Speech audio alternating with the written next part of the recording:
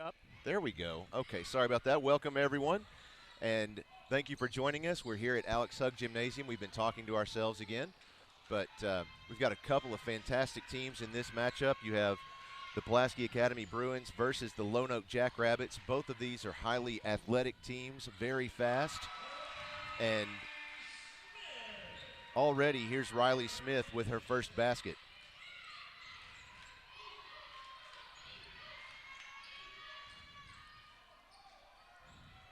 Jackrabbits try to return. It's no good. We're going to come back on the Bruins side of the court. Riley Smith again. It's an air ball this time. Blakely James gets the rebound. She kicks it out to Estella Gadberry. She finds a hole, kicks it out to Smith. She comes into the lane, bounce pass to Court. Court steps over, shoots a three, and it's good. Just buttery smooth. Nothing but the back of the net, a hope and a dream, and 5 points for the Bruins. Starting for the Jackrabbits tonight include Grayson King, Carly Bryant, Kai Wilson, Taisha James, and Kaylee Thompson. That's our first jump ball of the evening. The arrow favors the Jackrabbits. If you haven't been to, y'all are going to have to forgive me. I know that there's a lot of fans from Lonoke tonight watching. Forgive me, I forget the name of the arena, but I'm just going to call it Jackrabbit Arena. Have you been there before? I have not. It has the coolest, angry, I mean, just ready to rip your heart out with its teeth Jackrabbit right in the floor. It's so beautiful. I absolutely love it. So is it, just out of pure curiosity, is it beautiful or is it scary? Yes. Okay. It's okay. It's beautiful in how scared it makes me. I like that. I like that. Inspiring, and maybe we need to pick up on that. I don't know. I love it. Taylor Hernandez kicks it over to Court at the top of the arc. She shoots it. It's off the front of the rim. But Gadberry's there to get the – no, excuse me. That's Blakely James got the rebound. Gives it to Court. She tries another shot, and it's miss again. On the other end, here's Kaylee Thompson. She'll drive it in, tries to shoot. And that is going to be a foul against the Bruins. So they're going to call that a shooting foul. So that's on Jaden Court, her first personal foul, first team foul against the Bruins. So and let it be known that Kaylee Thompson is listed as 6'1" on the roster, and she looks every bit of 6'1". She's a senior this year, plays forward for the Jackrabbits.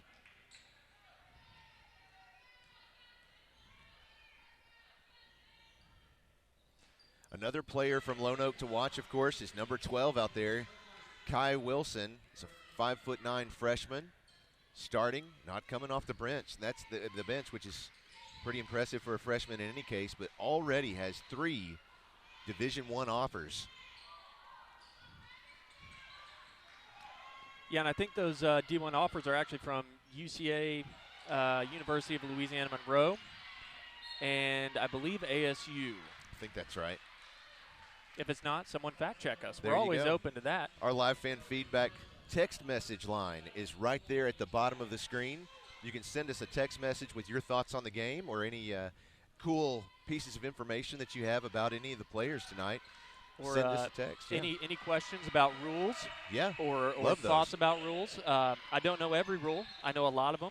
And if I don't know it, I'm happy to say I don't know and make something up. I'm always good for that.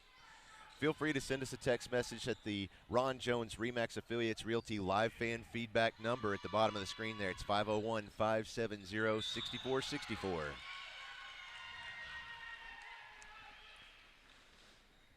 So Lonoke has a younger team compared to the Bruins. Do you think that helps them, or do you think that opens up the possibility for more mistakes in this game? I think probably a little bit of both. It's going to help them out. They did graduate several seniors last year that all started for the team. They were actually impressive to watch play together. But I talked to their head coach earlier tonight before the game, and he said that this team has really gelled. They've become real cohesive. They have a different attitude about them, and he said that's really played in their favor so far this season. So it'll be interesting to see how this one plays out. You know, sometimes when seniors graduate, that can either be a blessing or a curse. But more than anything, you hope that the younger players find light in that they're able to find their own spot on the team, and they can make their impact and make it their own. Basket by Taylor Hernandez. It's her first for the evening, and one. Foul is called on number 14. That's Taisha James. Her second personal foul, second team foul.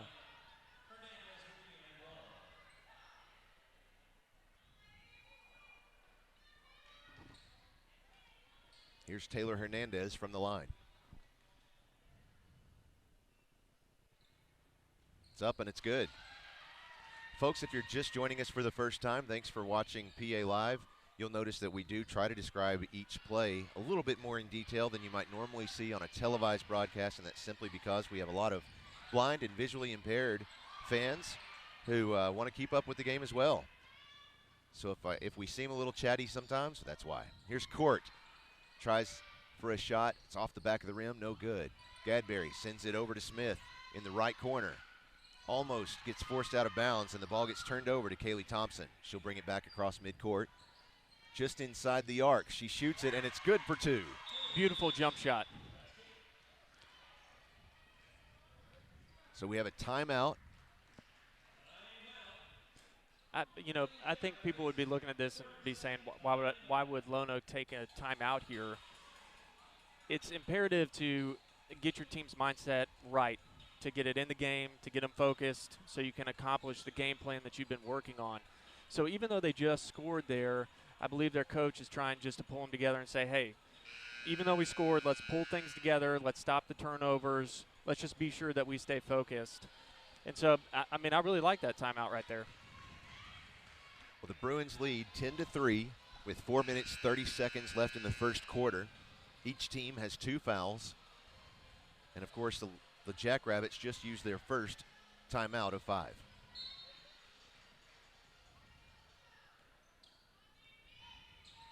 Riley Smith brings the ball across midcourt, moves to the right side, gives it to Hernandez. Now to Gadberry. She gives it to Smith. Now Hernandez from the left corner shoots, and it's good for 3. And let me tell you, if you don't like that, then you don't like basketball. That My was goodness. Beautiful. Working the ball around the bottom, passing it up to your teammates, being unselfish with it, amazing.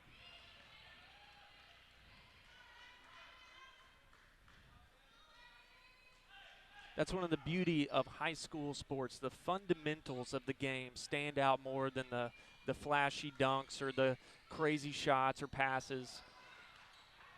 Wow, Estella Gadberry was able to just walk in there and make that layup. Something as simple as that, knowing not to pick up the dribble and that you have the lane. Something you harped on last game. Wow, she just picked her pocket from over her head there. That was Jaden Court. Now Smith kicks it out to Gadberry. She drives inside. Look for her to pass it. Yep, there's to Smith. She'll get fouled. I think that's going to go on Demaya Eason. Let's see. Nope, that will be on number 5, Grayson King. Her first personal foul, third team foul. I saw. Yeah, we do have Demaya Eason out there on the court. Smith off the glass, and it's good for 2. Riley Smith, just a few minutes into the game, already with 6 points. Another 3. Make it 9 points. Wow. Jackrabbits call a full timeout. We'll take one with them. We'll be right back with more basketball. You're watching PA Live.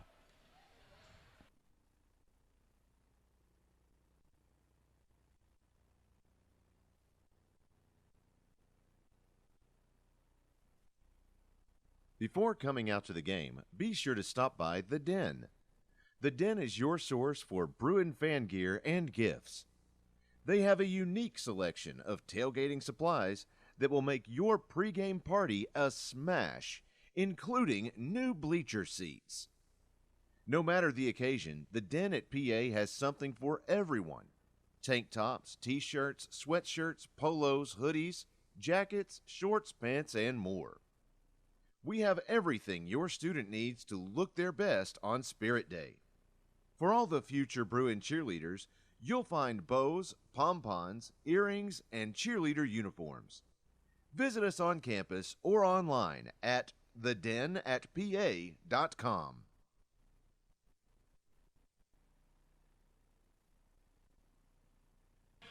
And we're back. 3 minutes 21 seconds left in the first quarter. The Bruins lead 20-3. What did you see that was so funny? Well, I think if you just saw me make a weird face, I was just trying to make the cameraman laugh. We're a little short-staffed tonight, so everyone's kind of on edge. We're very short-staffed. Let's put it this way. My son's running the video board. Let's put it this way. I'm commentating. I love it. Normally we've got Nathaniel Bird, who's our student director this year. He's over here running a camera. Everyone else on our crew tonight, all of the students anyway, are at Model UN. And our typical videographer, which is Popeye, that normally runs that center view camera that you see, he is running people around for the Elton John concert tonight. Lucky him. So, yeah, we've got Nathaniel on the platform running the camera. We've got Christina in the booth. And Grant Swindle's back there in the booth as well, running the video board tonight. Here's Jaden Court off the glass. It's no good. So to review what just happened, so basically what just happened down on the court is that the ball was passed in out of bounds by the Jackrabbits. It actually never made its way back inbounds. It technically did from the standpoint of where the line is.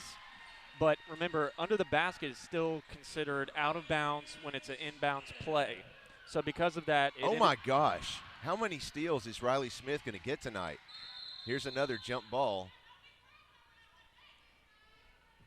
Got some folks voicing some strong feelings from the crowd already. I mean, then what do you call us? We're sitting here voicing strong feelings everywhere. Well, I try to voice them both ways. I try to. It's a big try. So long story short, because the ball never actually made it back inbounds with the Jackrabbits player, it was a turnover for the Jackrabbits. Well, that was the second foul called on Riley Smith. Third team foul against the Bruins. Got tripped up there with Kai Wilson.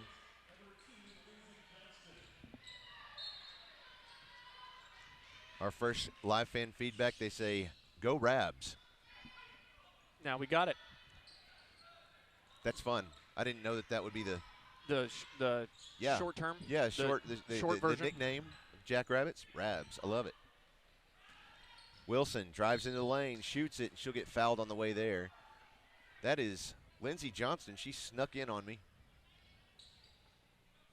That's kind of how she plays, honestly. She's kind of sneaky like that. She is. She's not the one for the flashy plays, but she's the one that makes the plays. You're right. So that's her first personal foul, fourth team foul against the Bruins. Wilson from the line, first one's up, and it's good. If you're the Bruins here, your main goal now is basically just like managing an investment portfolio. You want to protect your capital. You want to protect that score because they can easily turn this back around. Makes the second. Estella Gadberry brings the ball back across midcourt. Goes to the right side, the right wing, where Court's standing by at the top of the arc. Is James. Now the left wing is Gadberry. She drives inside, kicks it out to Johnston. Johnston looks at the goal, throws it up there, and it's no good. Here comes Wilson with the rebound. Down the other end. She shoots. It's off the back of the glass and good.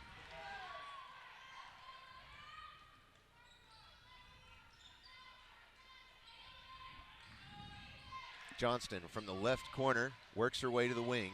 Now Court at the top of the arc. Court drives inside, kicks it out to Hernandez. Hernandez works her way further right. Gives it to James. Now back to Court at the top of the arc. She works her way left, trying to move inside. She shoots, and it's off the back of the rim. That's Grayson King with the rebound. Makes her way on the other end of the court, and it will be Jackrabbits' ball after going out of bounds on James. But what a great effort by James to get back and realize that she had a player right behind her. That's a very nice heads-up play.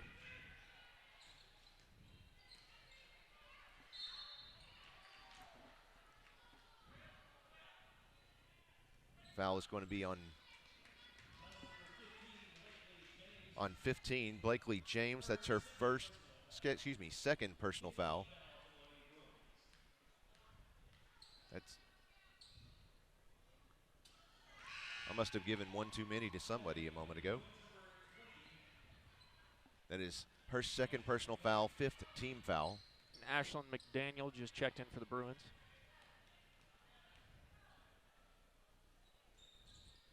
Kaylee Thompson making both of her free throws there. Your score is 22-9.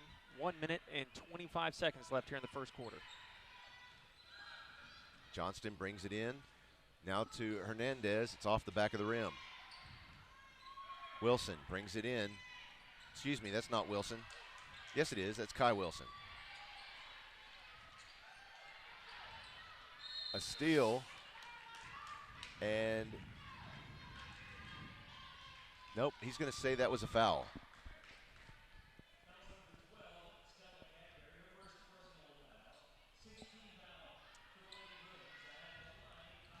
That is Estella Gadberry's first personal foul, 6th team foul.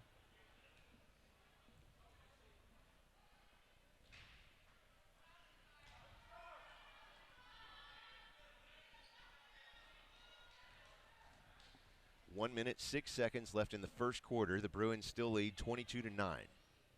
Bruins have 6 fouls. The Jackrabbits have 3. Wilson sinks the second.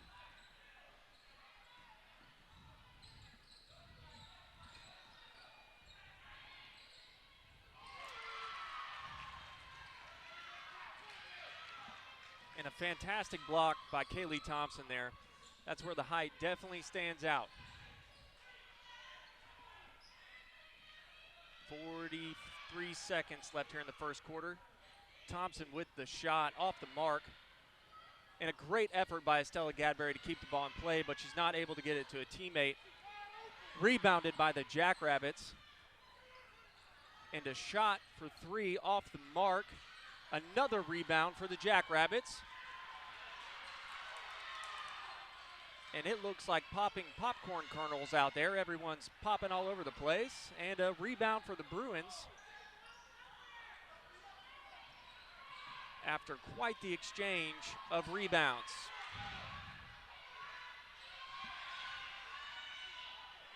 Gadberry shoots from outside, and it's good at the buzzer. You could just tell when that ball hit her hands, she knew she was going to shoot it and make it. The confidence there was unremarkable. Wow, that was fun. But, I mean, just if you look at that last exchange there, I mean, all those rebounds, all of those effort plays that it takes, both teams were making that effort. And that goes down to what I was saying at the beginning of the game, that this game is going to come down to who wants it more. It's not going to come down to that one single player. It's going to come down to that one single team that wants to work together, that wants to put the plays together, make that extra effort to get back on defense and get those rebounds. So I'm excited about what the rest of this game has to offer. You've already got the Bruins kind of flirting with some overall total team foul trouble. The next foul that they get will send the Jackrabbits to 1-1.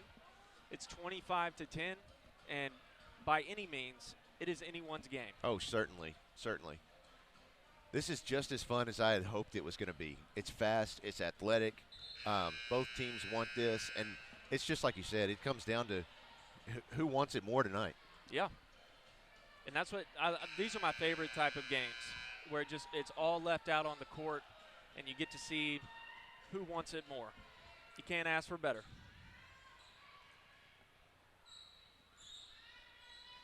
So the Jackrabbits are going to start the second quarter here with the ball. And ladies and gentlemen, we are off.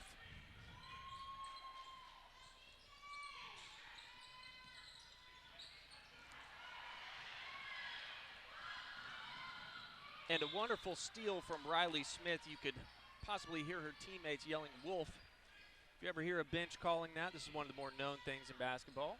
It is generally accepted as that means someone's coming up behind you to try and steal the ball. And a great inbounds play for the Bruins. Lindsey Johnston with the nice layup. Her first points for the night. Jump ball once again. This time the arrow favors the Bruins.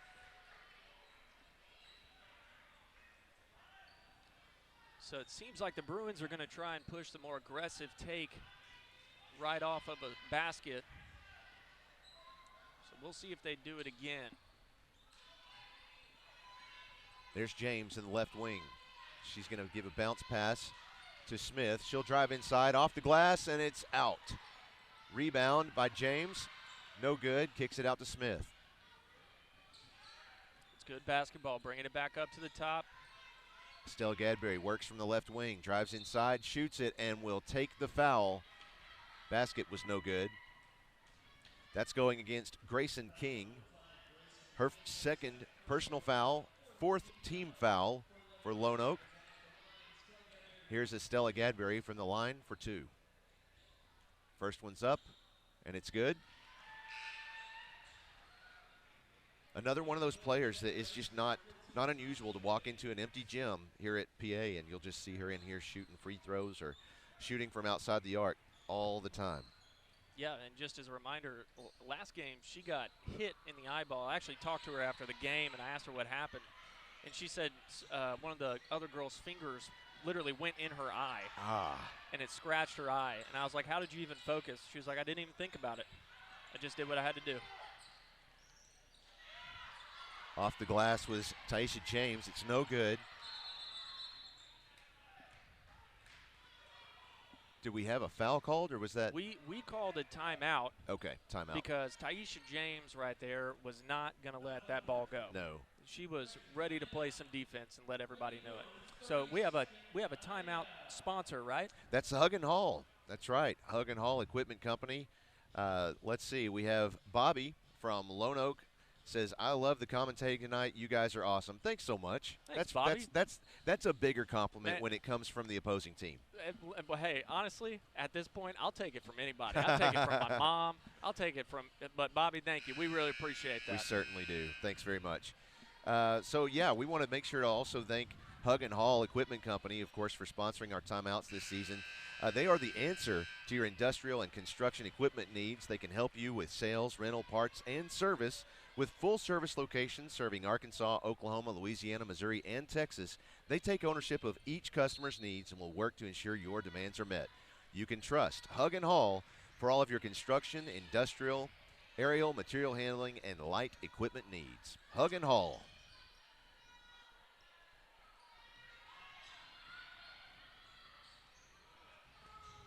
McDaniel from outside the arc. It's off the rim.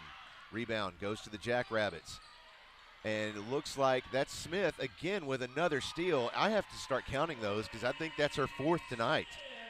Yeah, see, the funny thing is that if you make a highlight reel and a charge, so that would be a turnover for the Jackrabbits. But I was going to say, if you make a highlight reel for Riley Smith, it would actually probably look pretty boring because it's literally her getting a steal, then shooting a layup, then getting a steal, shooting a layup, steal, layup, steal, layup. But it's consistent, and it works. Hey, it's working for her tonight, that's for sure. That last foul was called on number 30, Kaylee Thompson. Her first personal foul, fifth team foul against the Jackrabbits. Another steal by Carly Bryant. Yep. Carly Bryant, thank you. Johnston falls over with the ball, and here's another jump ball. Man, I love it. I love seeing so many jump balls. I love seeing that effort. I mean, this is what makes this sport so great. This is what makes. I mean, people say they don't like ladies basketball or whatever, but this is why you should like it. Oh, this is great. I mean, yeah, this is great. The effort here is at the same intensity, if not more, than most guys' games that I've watched. Bryant from that's Kaylee Thompson outside the arc. Now Court has the rebound. She'll pass it across to Lindsey Johnston. She sends it to the left side to Smith. She shoots a three, and it's good. That is her third three tonight.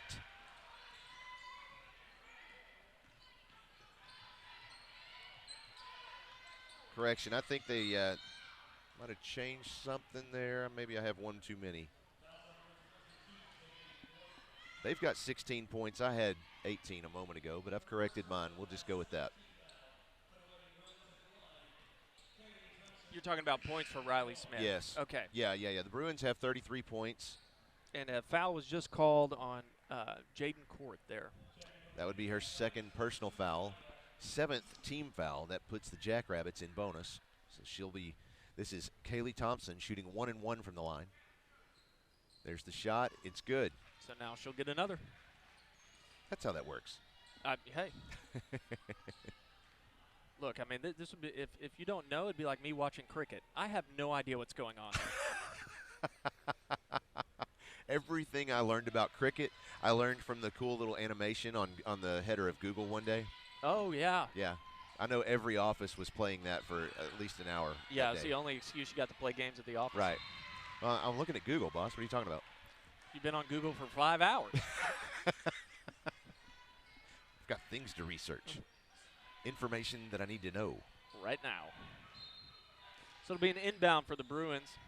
Henderson throws it in to Johnston. She gives it back to Hernandez. I said Henderson. Where's that coming from? There's Court from the top of the arc. She drives inside. It's off the glass and no good. The Bruins going for another jump ball, and it is, in fact, this one favors the Bruins.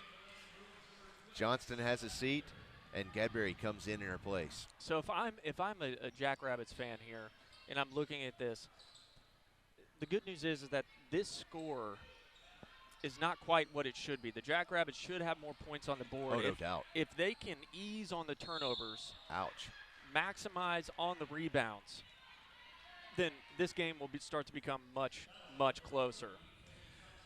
Well, that was Taylor Hernandez trying to go to the basket, but she gets fouled on her way there by Kaylee Thompson, her second personal foul and 6th team foul against the Jackrabbits.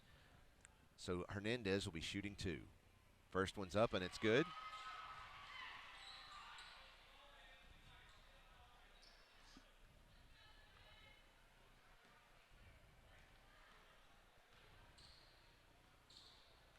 Here comes her second. It's up and off the back of the iron. Whoa, another pass that was intercepted there by Smith.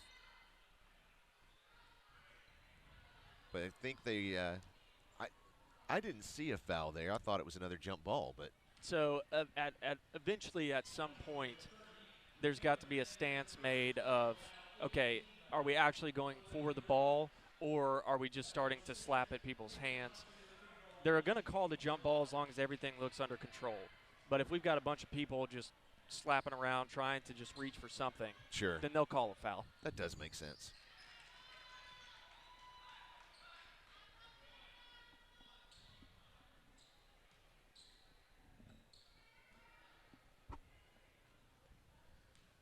Kaylee Thompson with her second. And it's good.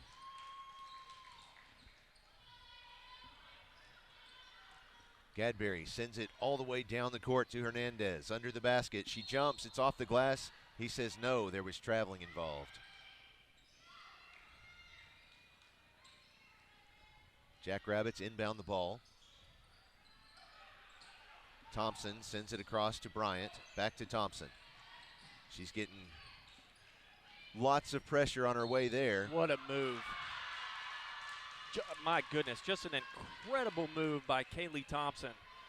I mean, not only with her height, but with the extent her wingspan to be able to move and shift that fast and then get the ball up above her head to actually score points.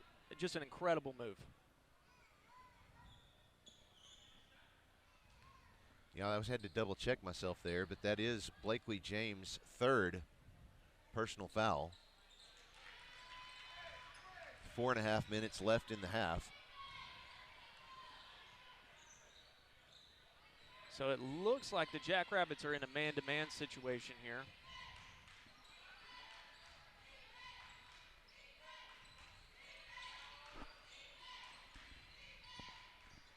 Gadberry drives inside, kicks it out to Johnston. Johnston tries to drive toward the basket, off the glass. It's no good. She gets her own rebound and gets fouled while shooting. Let this be a lesson. One of the most underappreciated, under-practiced, under-harped on things in basketball, especially in today's game, is boxing out. Yes. I mean, I know it is so annoying and people roll their eyes when they hear it, but that is the difference between fouling somebody and getting a rebound. So if you're boxing someone out, you're maximizing the chance to get a rebound, and you're keeping plays like this from happening if you're the Jackrabbits. Well, that was Taisha James' third personal foul, so that's important to remember. Already 3 there. That also puts the Bruins in bonus. Johnston missed her first one. Here's the second. Makes it. So it looks like the Bruins are shifting to more of a half-court press. Lots of pressure on Wilson. She kicks it out to Carly Bryant. She'll drive across to the right side of the court. Hands it off to Thompson. She tries to work her way inside. Slips a little bit. Shoots, and it's off the glass. No good.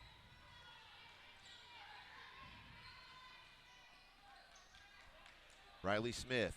Bounce pass to Hernandez. Thank you. I couldn't see who it was down there. Makes it. Taylor has 9 points so far tonight. 3.5 minutes left in the second quarter. That pass just almost lost. And a foul probably called on the one player who hit the floor. Yeah. Yes. No, number 12. Yes. So that is the second personal foul on Estella Gadberry. 10th team foul. That places the Jackrabbits in double bonus. And we have a timeout called by the Bruins.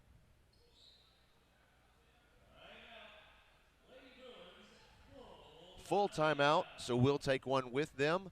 We'll be right back with more basketball. You're watching PA Live.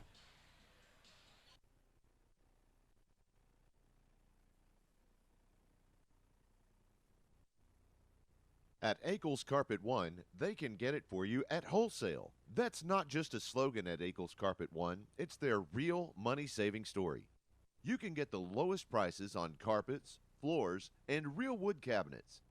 They have nationwide buying power, low overhead, and local ownership that make all of this possible. Don't shop at the home centers or online when you can shop local and get the best wholesale prices. At Akel's Carpet One, we make it beautiful for less. AkelsCarpet1.com.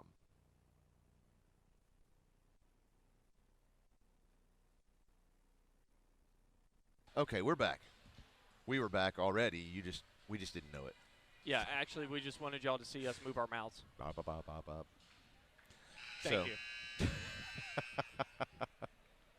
3 minutes, 21 seconds left in the second quarter. Bruins lead 37-17. The Jackrabbits now in double bonus. So here's Kai Wilson to shoot 2. Yeah, the Bruins haven't been able to break this 20-point threshold, so as far as the lead goes. So if you're the Jackrabbits, and I think that's actually going to be a key spot here. If you can keep it at 20 points or inside, then the game is still on the table. When it starts to go closer to that 30, 35, then it's harder to see the light at the end of the tunnel. So if I'm the Jackrabbits here, I'm trying to get as many points as I can up on the board, go into halftime, make some adjustments, come back out, and try and dominate. Jaden Court at the top of the arc, looking for something, gives it to the right side to Hernandez. She sends it to Smith in the right corner. She moves back to the right wing, now to Court in the corner. Sends it out to Hernandez, drives toward the basket. She shoots, it's off the glass and good.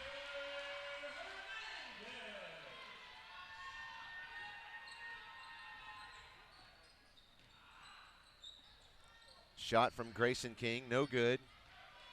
Jaden Court has the rebound. Sends it across to Gadberry. She'll bring it across midcourt. Now to Johnston. She drives toward the basket, off the glass, and it's good. Wow. I mean, that was like Play-Doh going through a bread roller. I mean, she just snuck right in between there. I don't know how she did that.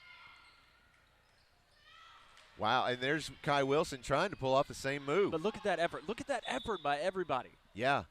Man, it's so exciting when you see both teams. They just want to win.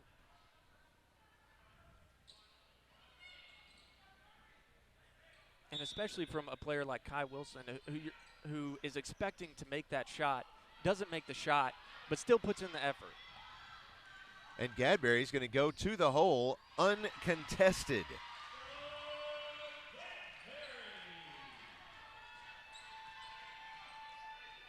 Wow.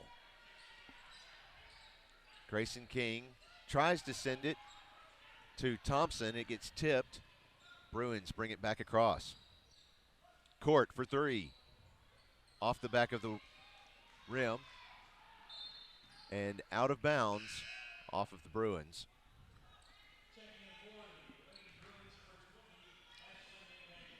So Ashlyn McDaniel comes back into the game for the Lady Bruins. Honestly, if I'm the Jackrabbits here, if I'm the coach, and obviously I'm so overqualified to make any comments about coaching, being my little league Cabot basketball team coach of 5th grade boys, I would love to see the Jackrabbits just set up a play. Yeah. Just run a play. I don't think I've seen them run a play yet tonight, and you got to be able to boost some confidence on the offensive side for your team.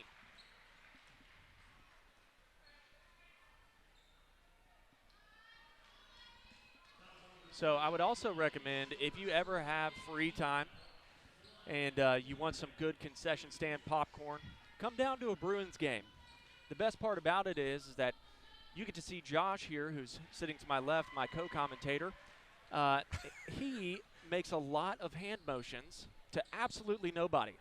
He's giving a thumbs up to the air right now. I'm trying to set up our halftime interview is what I'm doing. Nobody else knows that. That's Come okay. on. It's always exciting to watch.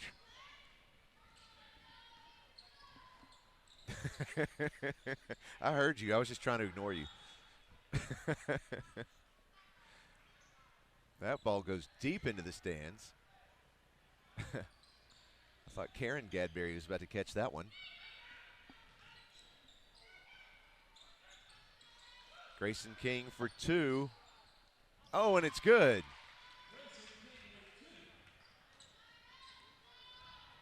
Her first for the night. That's nice. Estella Gadberry brings it across midcourt. Now to Jaden Court. She drives toward the basket, off the glass, and no good. King gets the rebound and is tripped up.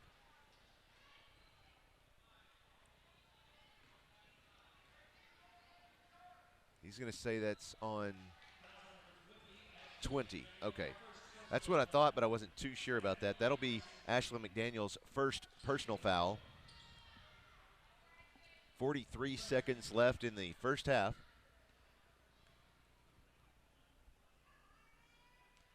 Bruins maintain their lead 45-20. Grayson King has two shots. Her first one is off the iron.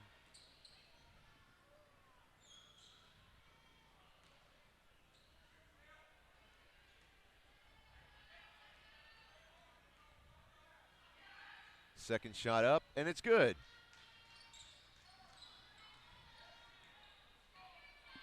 And like I said, the Jackrabbits are still keeping it close to that 20-point threshold, which I think going into half, if they can keep it right there, then they can still bring out the intensity in the second half and have a chance at this.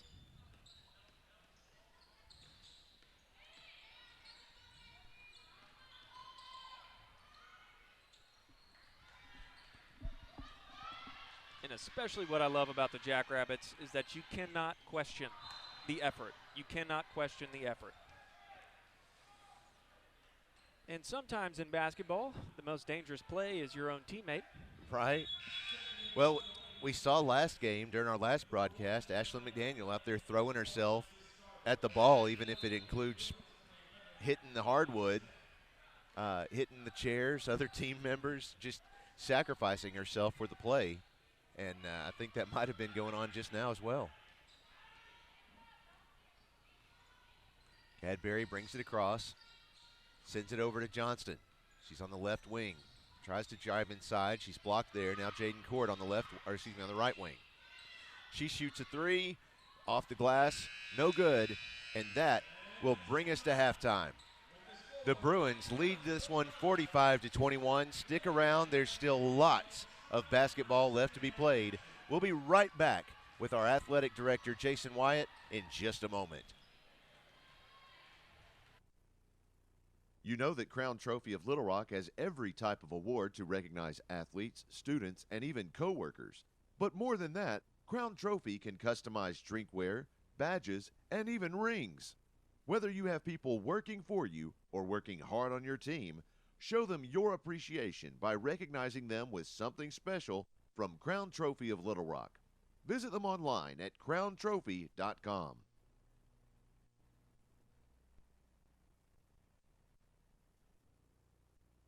Central Arkansas Mahindra can provide you with the latest and best in outdoor power products to make your outdoor living more enjoyable. Combine this wide array of selections with their friendly and knowledgeable staff, and we're convinced they will become your only stop for all of your outdoor power needs. They're happy to help you find either the perfect outdoor power equipment, service, or the parts you've been looking for. Check out their inventory of Mahindra, Ferris, and Husqvarna equipment. If you need help in making your selection, call or just stop in. They're always ready to help. Visit them online at centralarkansasmahindra.com. Hug and Haul Equipment Company is the answer to your industrial and construction equipment needs. They can help you with sales, rental, parts, and service. With full-service locations serving Arkansas, Oklahoma, Louisiana, Missouri, and Texas, they take ownership of each customer's needs and will work to ensure your demands are met. You can trust Hug and Haul for all your construction, industrial, aerial, material handling, and light equipment needs.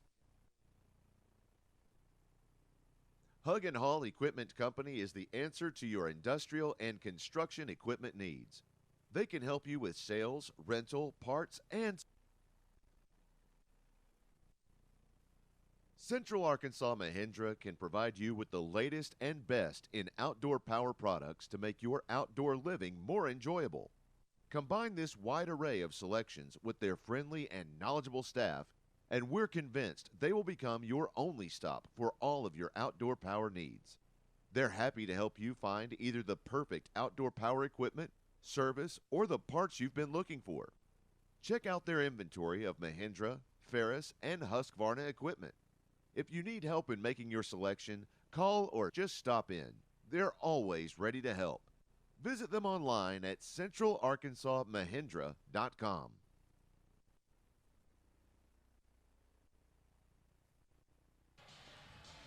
And we are back. We're joined by Athletic Director Jason Wyatt. Thanks for coming over. Appreciate you guys having me. I've seen There you go. guests here every game so far, and I guess I'm about 25th down the list, but I appreciate you guys having me. Coach, don't look at it that way. That's better than – Look at it more of a, you get to be here, and we're happy. I'm happy. Right. I'm going to appreciate what you guys do. It's a lot of fun. I do. I appreciate it. Good game tonight, good crowd for No Saturday kidding. night game, makeup game from one that was postponed, a few weeks back. Yep.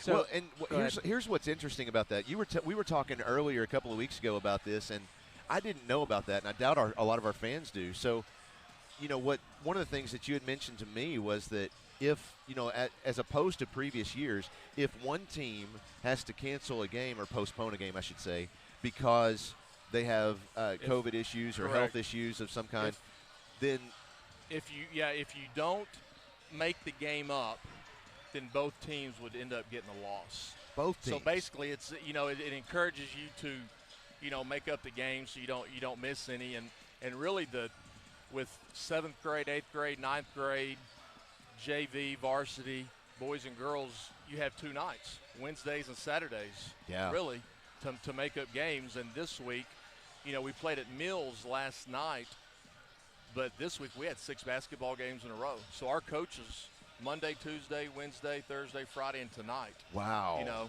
They're coaching 6 days in a row. That's tough. That is tough. Our boys they'll have played 4 games in 5 days. Gosh. But, we've got to make them up. Yeah. Yeah. So and this is the last one. So if we don't lose any other games, then we're back on track.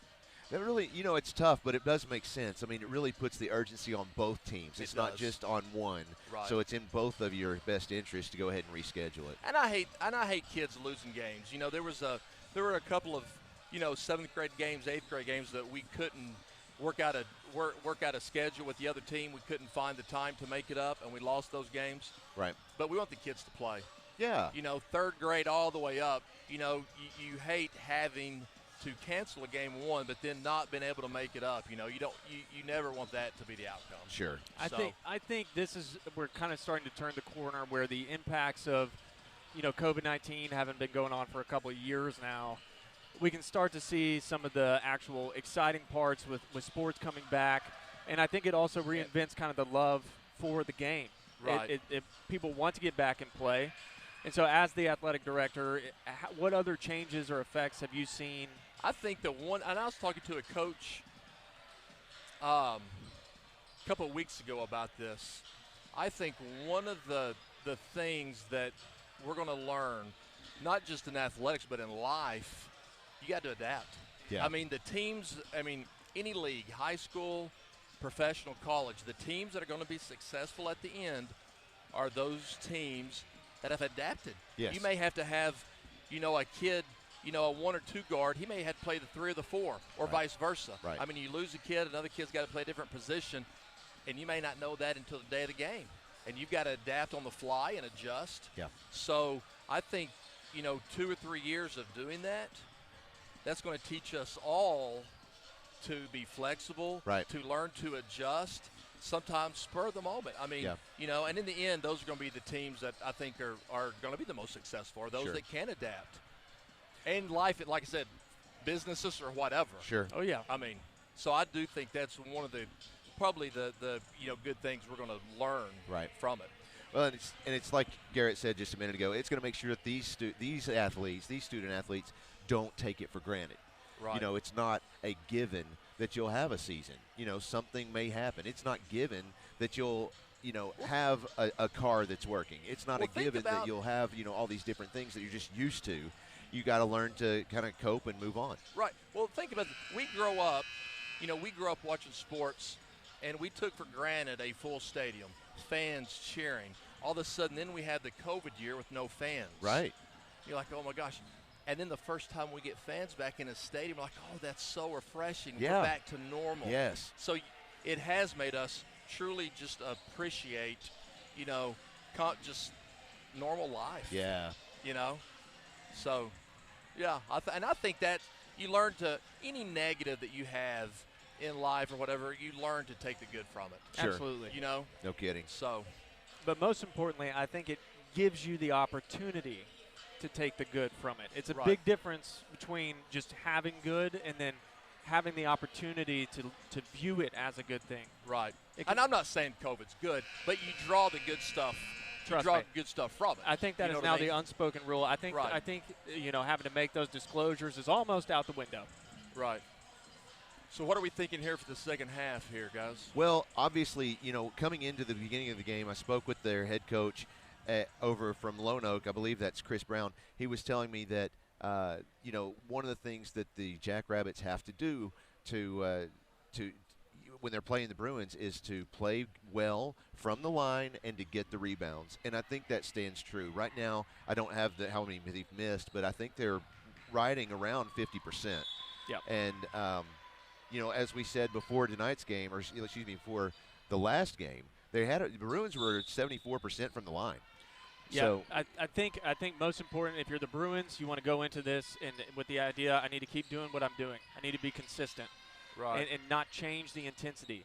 If I'm the Jackrabbits, I need to think protection and precision. I need to get the rebound, I need to protect the ball, and I need to pass it to my teammate. Two good teams. Yeah, no doubt. No doubt. Sure. Another turnover there. Here's Jaden Court working her way back to the basket. Gets blocked on her way there. Now Gadberry from the right wing. She's going to give it to the left corner to Hernandez. She's trying to find a hole to get back in there. Finds it.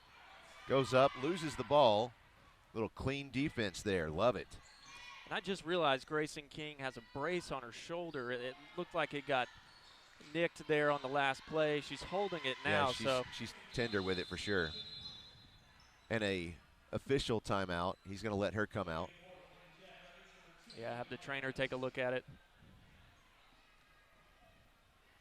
sometimes those injuries are the worst. The ones that don't really hurt until you make contact with something, Sure. or somebody accidentally bumps into you right where it is, and then you're just reminded of how much it hurts. Jaden Court on the left wing. She's going to shoot it for 3, and it's Nice good. shot.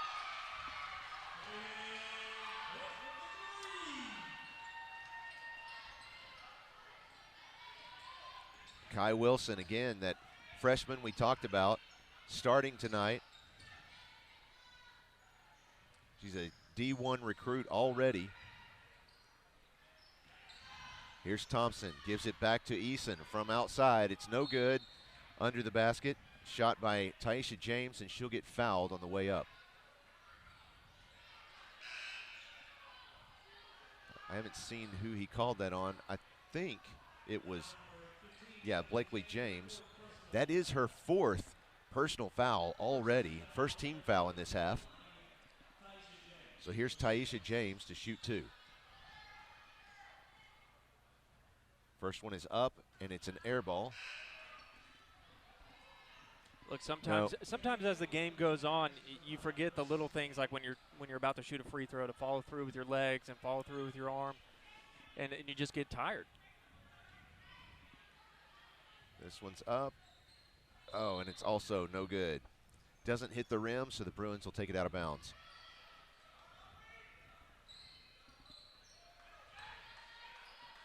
Gadberry will bring it across midcourt. Lots of pressure now from the Jackrabbits. Hernandez for 3, and it's off the back of the iron.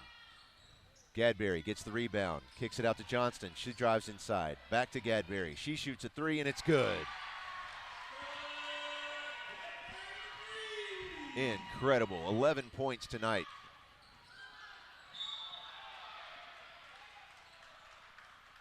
I believe. Yeah, that's going on Kai Wilson. Her first personal foul, first team foul against the Jackrabbits. Lindsey Johnston just really wanted that rebound, and she got it. Gadberry brings it across, kicks it to Hernandez. Court from the right wing for 3. It's no good. Smith tried for it. It's no good. Taisha James got that rebound with authority. Certainly did. Now Court gets this one.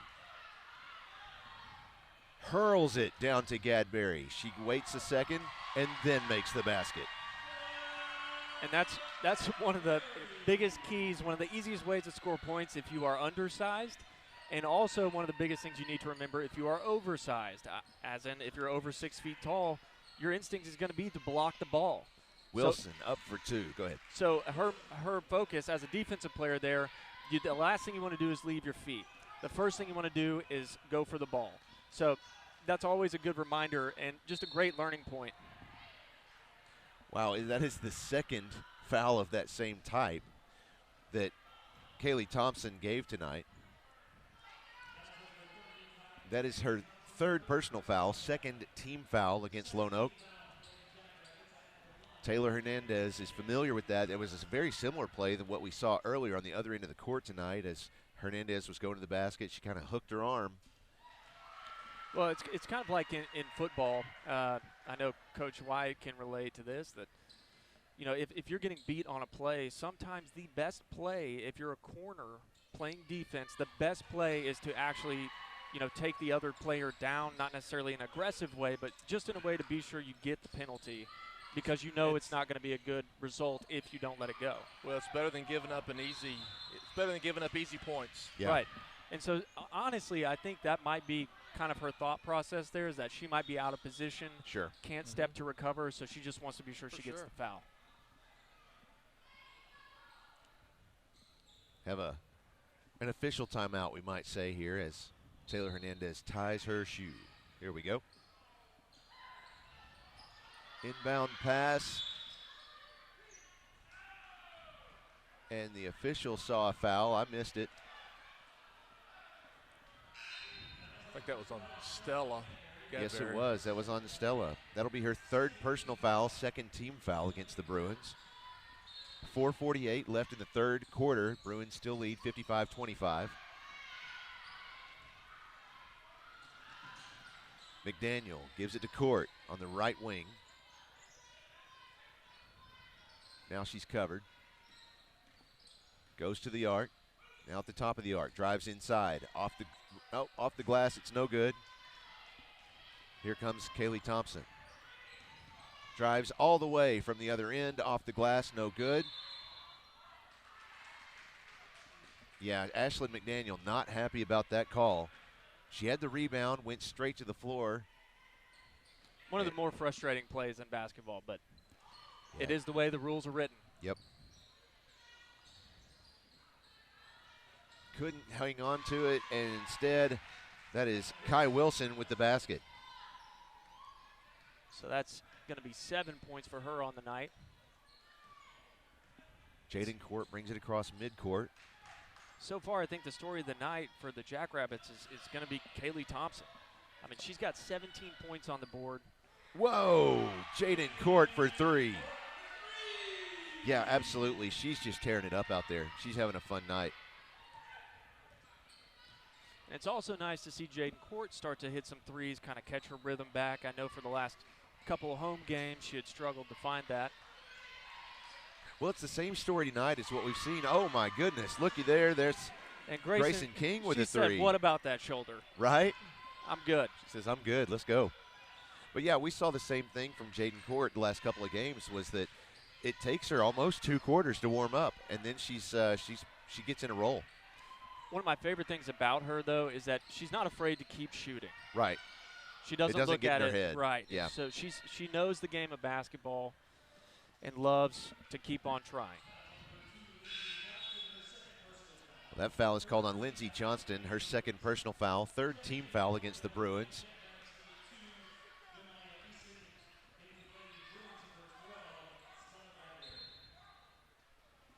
King will inbound the ball to Thompson. She'll shoot it and get fouled. I think that's going on Riley Smith. Yep. That is okay. They have 3 fouls. Okay, well that's good because I had her for 4. Nope, that is correct. I had misplaced a foul a moment ago.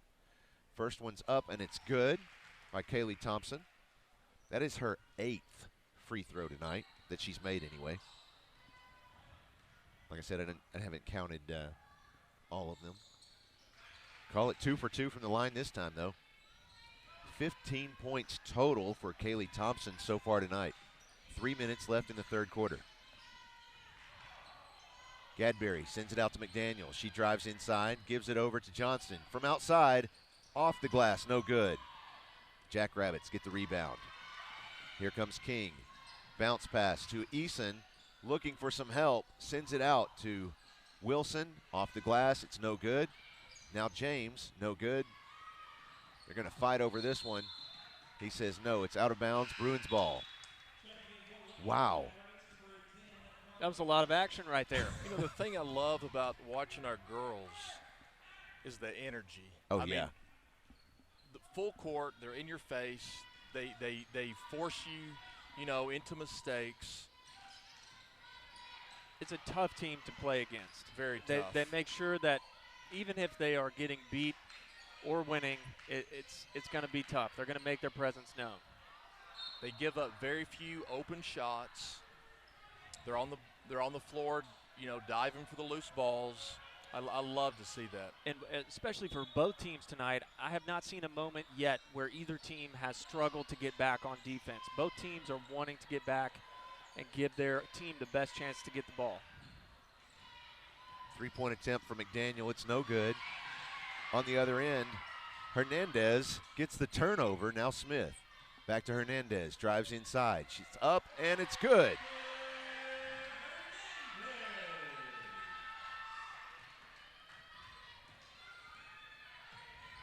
"17 points tonight for Taylor Hernandez. Leads the Bruins so far. Thompson from the top of the arc. Off the glass, no good. James with the rebound, goes back up, and it's good. Taisha James, that puts her on the scoreboard for tonight. Has been playing some fierce defense for the Jackrabbits, though.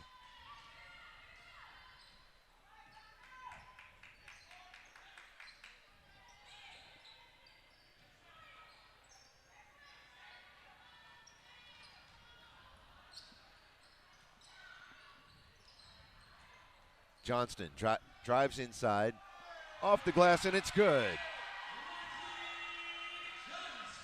Going to our Ron Jones RE/MAX Affiliates Realty Live fan feedback. J.D. Dunnigan in Fleming Island, Florida. You guys are the best. Thanks so much for the broadcast. I know that one meant a lot to you because that's his granddaughter down there, Lindsey Johnston. The man who lives on an island that is not the island. He'll argue that one with you. Oh, I don't doubt it. He says it means a lot to a grandfather watching on the big screen tonight. Well, thanks very much. Always glad to have you along. And here's Ron Jones himself from RE/MAX Affiliates Realty. He says, that's a big one. Roll that clock. Hernandez trying to make her way to midcourt. Lots of pressure getting there. Now to the arc. Drives all the way to the glass, and it's good.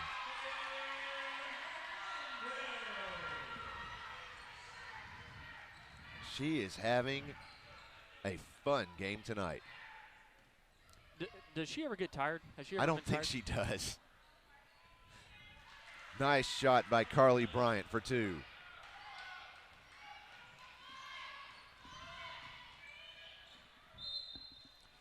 So if you're the Bruins, though, those are the things that we cannot start doing. Right. The lob passes out to nobody. We still got to stay focused and keep our presence in the game. That's the end of three. Bruins lead 64-36. Now here's what a lot of people may not know about Garrett Benson. Okay. Starting corner for me, state championship football team. Okay.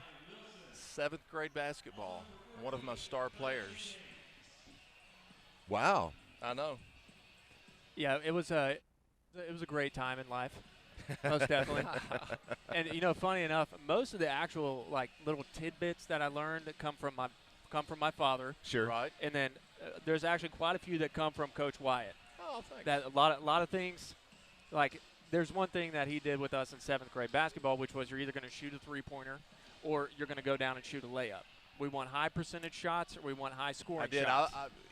I called that other area no man's land. Yep. I said, we will not shoot in no man's land. You're shooting on the block in the paint, or it's going to be a three-point shot. That makes sense.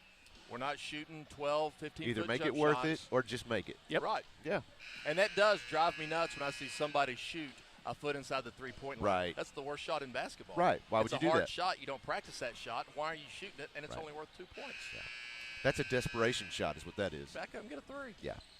Well, and as far as even just growing a player, it gets them more comfortable being down in the chaos of closer to the basket, trying to make a play there, and it teaches them discipline with the ball, with the ability to keep your head up, to pass to a player. There's a lot of advantages to that.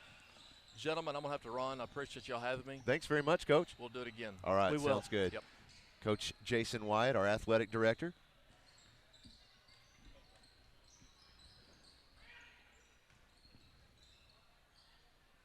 Kai Wilson outside the arc. It's no good. Came up short. I think it actually got tipped a little bit. That is a jump ball, and this one will go to the Bruins. Yeah, I think you're right. I think it was tipped just right there at the release. 7:36 left in the game. Bruins lead 64-36.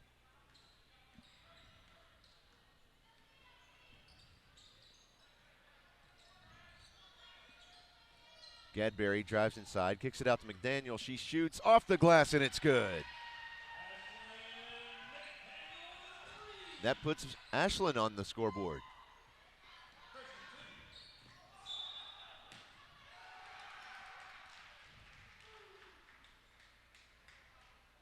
So I think they're going to say Grayson King got her hand on it last. It'll be Bruins ball. But once again, I mean, that's those two players, Estella Gadberry for the Bruins, Grayson King for the Jackrabbits. I mean, they're just out there with pure heart. Absolutely. I mean, both of them hit the floor. Both of them were going for the ball. That's great. Great basketball. Jaden Court on the right wing. Looking for something. Gets a little bit of a screen. Moves back toward the center. Here's Hernandez for three, and it's off the front of the rim. Rebound for Kai Wilson. Overshoots her teammate. number 14, Taisha James. So it'll be a turnover and Bruins ball.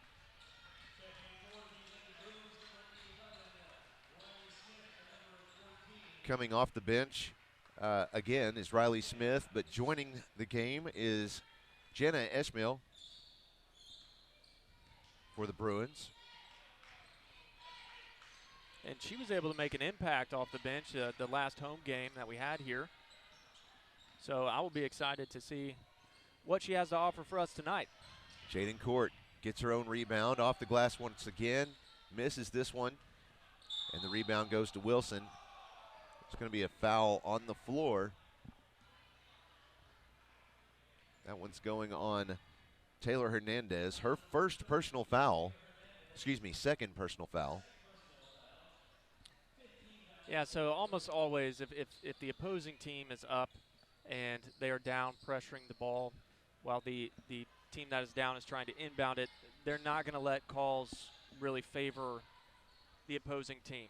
They're going to want to give the other team a chance to get the ball out, get it down the court. And is that a conscious thing, or is that just something that It's remember, so last game we talked a lot about how a referee's job at the end of the day is to be sure that the rules are being enforced. Sure. And to keep the pace of play inside of basketball, to be sure that we're still playing basketball. And so a part of that is that what advantage is there to the other team that is up, all 30 points, to having players down playing defense right when they inbound the ball? There's Sure. none. Yeah. There's none. Yeah. So let's get them to taper that back, and we're going to be more conscious of what they're doing down there. That last foul was called on Riley Smith, her 4th personal foul, 6th team foul against the Bruins. 2 turnovers in a row, back and forth, and a third now. Here's Hernandez bringing it across midcourt. She'll send it to Esmail on the right wing. Now back in the middle. That's Caroline Skurlock, just entered the game. Now Smith drives toward the basket, off the glass, and it's good.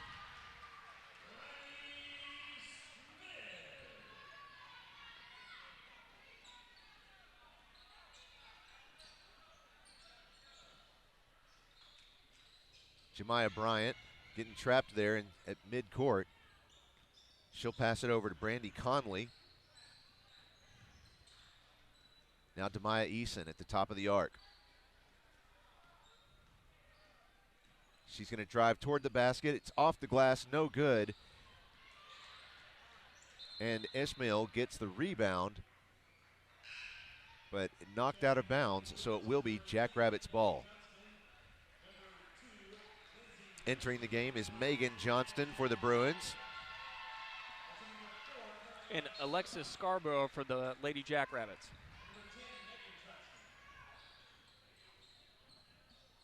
Also for the Lady Jackrabbits, number 24, Kyla Rucker. Number 23, Brandy Conley.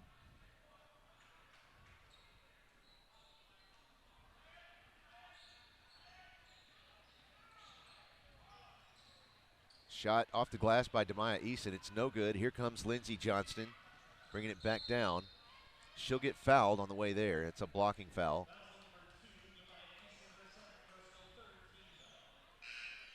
That is Demaya Eason's 2nd personal foul, 3rd team foul.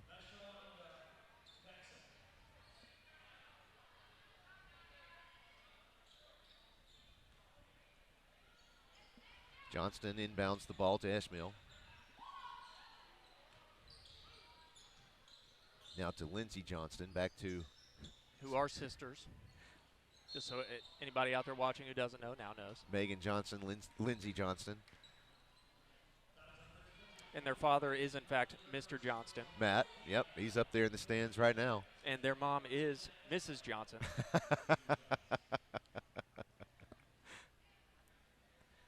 Here's Jenna Esmail from the line.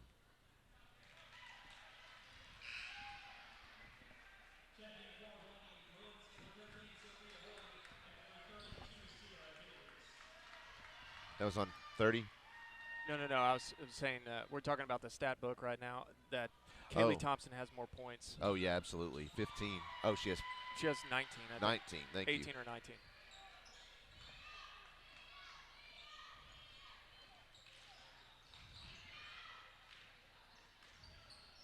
Now she's got 18.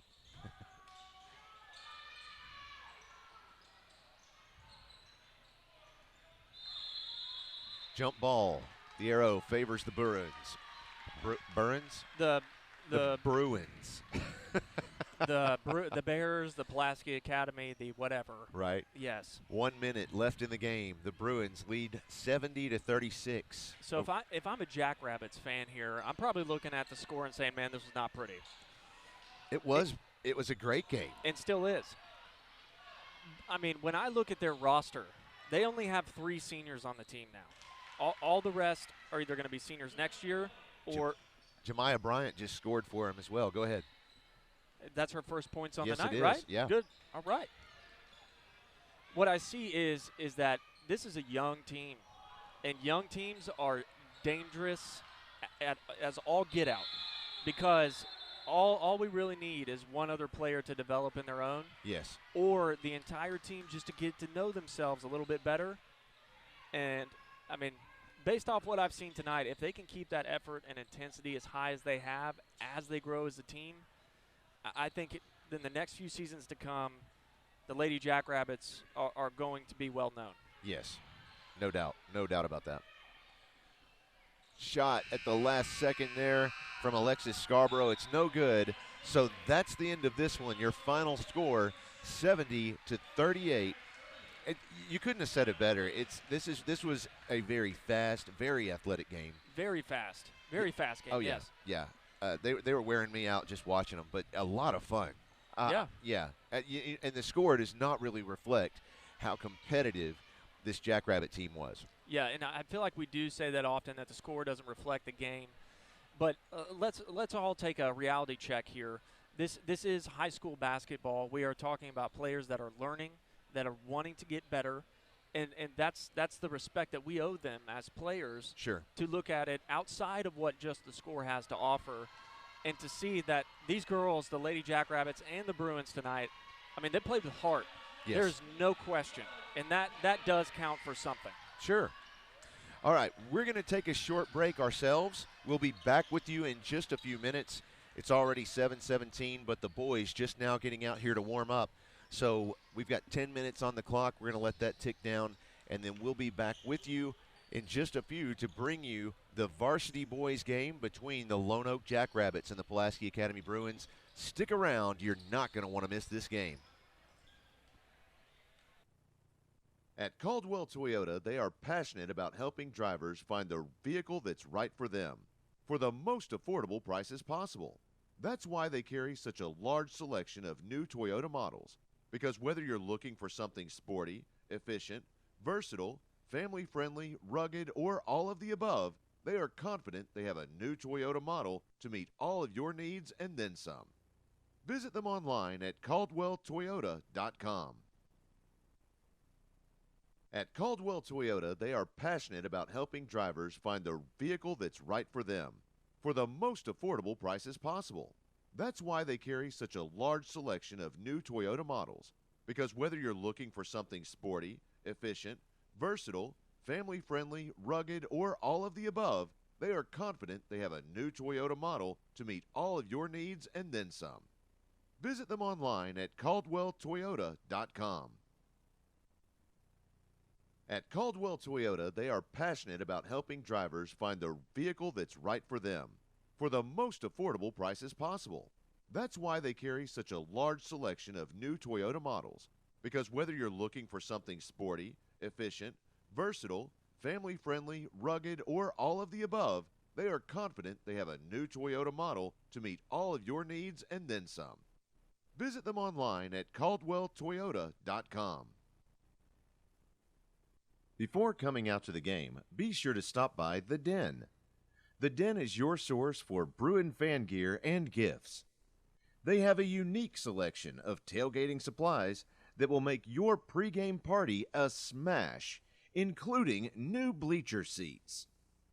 No matter the occasion, The Den at PA has something for everyone. Tank tops, t-shirts, sweatshirts, polos, hoodies, jackets, shorts, pants, and more. We have everything your student needs to look their best on Spirit Day.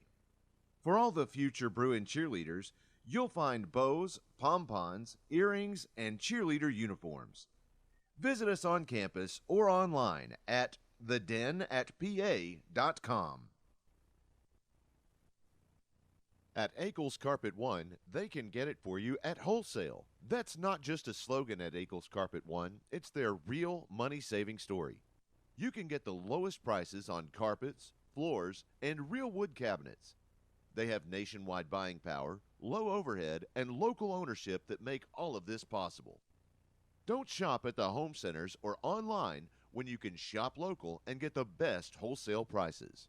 At Akel's Carpet One, we make it beautiful for less. AkelsCarpet1.com. You know that Crown Trophy of Little Rock has every type of award to recognize athletes, students, and even co-workers. But more than that, Crown Trophy can customize drinkware, badges, and even rings. Whether you have people working for you or working hard on your team, show them your appreciation by recognizing them with something special from Crown Trophy of Little Rock. Visit them online at crowntrophy.com. You know that Crown Trophy of Little Rock has every type of award to recognize athletes, students, and even co-workers. But more than that, Crown Trophy can customize drinkware, badges, and even rings. Whether you have people working for you or working hard on your team, show them your appreciation by recognizing them with something special from Crown Trophy of Little Rock. Visit them online at crowntrophy.com. You know that Crown Trophy of Little Rock has every type of award to recognize athletes, students, and even co-workers. But more than that, Crown Trophy can customize drinkware, badges, and even rings. Whether you have people working for you or working hard on your team, show them your appreciation by recognizing them with something special from Crown Trophy of Little Rock. Visit them online at crowntrophy.com. Central Arkansas Mahindra can provide you with the latest and best in outdoor power products to make your outdoor living more enjoyable. Combine this wide array of selections with their friendly and knowledgeable staff, and we're convinced they will become your only stop for all of your outdoor power needs. They're happy to help you find either the perfect outdoor power equipment, service, or the parts you've been looking for. Check out their inventory of Mahindra, Ferris, and Husqvarna equipment. If you need help in making your selection, call or just stop in. They're always ready to help. Visit them online at centralarkansasmahindra.com. Hug and Haul Equipment Company is the answer to your industrial and construction equipment needs. They can help you with sales, rental, parts, and service. With full-service locations serving Arkansas, Oklahoma, Louisiana, Missouri, and Texas, they take ownership of each customer's needs and will work to ensure your demands are met. You can trust Hug and Haul for all your construction, industrial, aerial, material handling, and light equipment needs. At Caldwell Toyota, they are passionate about helping drivers find the vehicle that's right for them for the most affordable prices possible. That's why they carry such a large selection of new Toyota models, because whether you're looking for something sporty, efficient, versatile, family-friendly, rugged, or all of the above, they are confident they have a new Toyota model to meet all of your needs and then some. Visit them online at caldwelltoyota.com. Sarah always wants to be connected, and she often tweets or texts while driving. How far will Sarah go while looking away from the road? More than an entire football field. Driving the length of a football field without looking at the road is selfish driving. Caring drivers respect everyone's safety. What kind of driver will you be?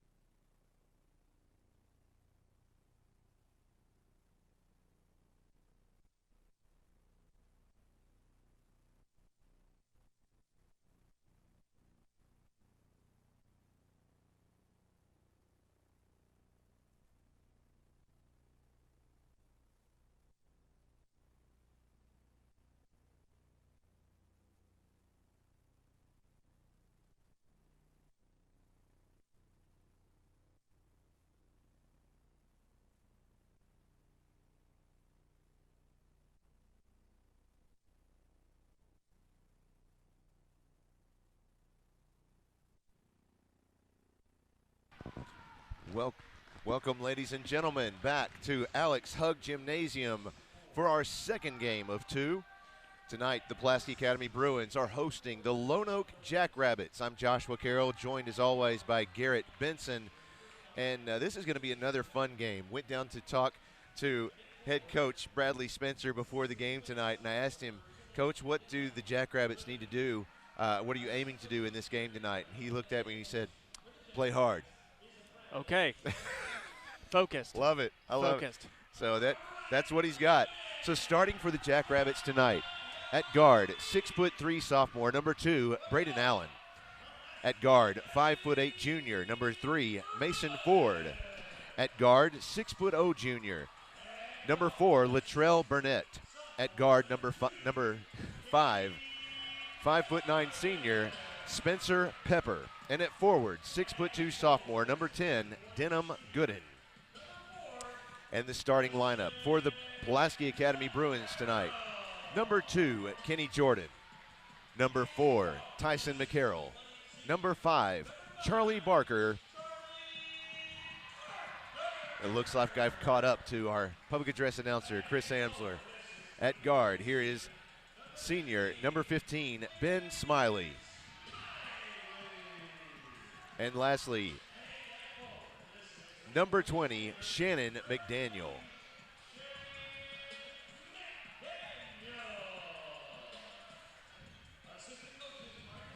So I also had a chance to speak with Trent Morgan, head coach of the Bruins, before tonight's game, and I asked him what are his thoughts on the game. He said that he's hoping for the Bruins to play a lot cleaner basketball than they have in the last couple of games. They had a good game against Win. Your last opponent. Excuse me, Win. Yeah, there we go. And but he hopes to see some improvement, just to play some more quality basketball than they've been so far to the season. Well, I would say every game you're always looking to see some improvement. Sure. As the season goes on, you always hope your team gets a little bit better.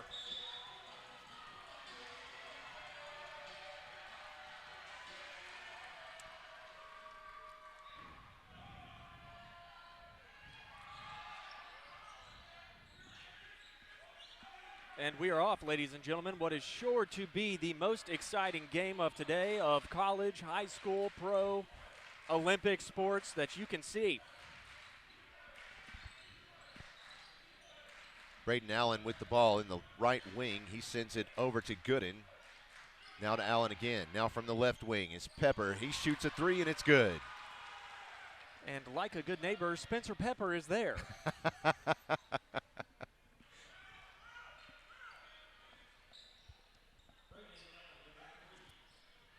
Charlie Barker sends it out to Jordan.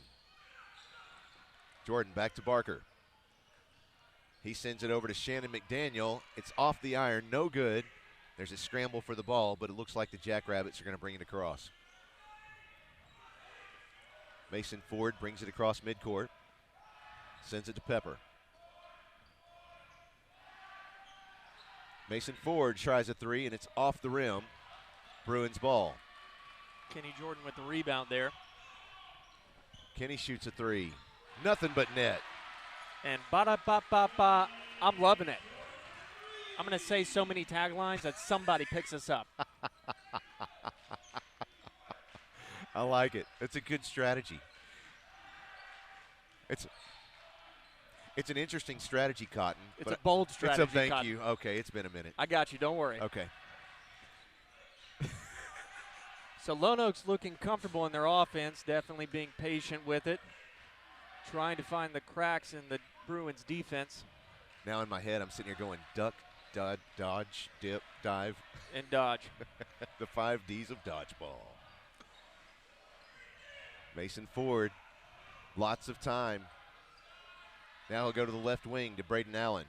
Inside to Burnett, back out to Allen. He tries a 3 off the front of the rim, and the Bruins have the rebound. That's Kenny Jordan. That's his second rebound of the night.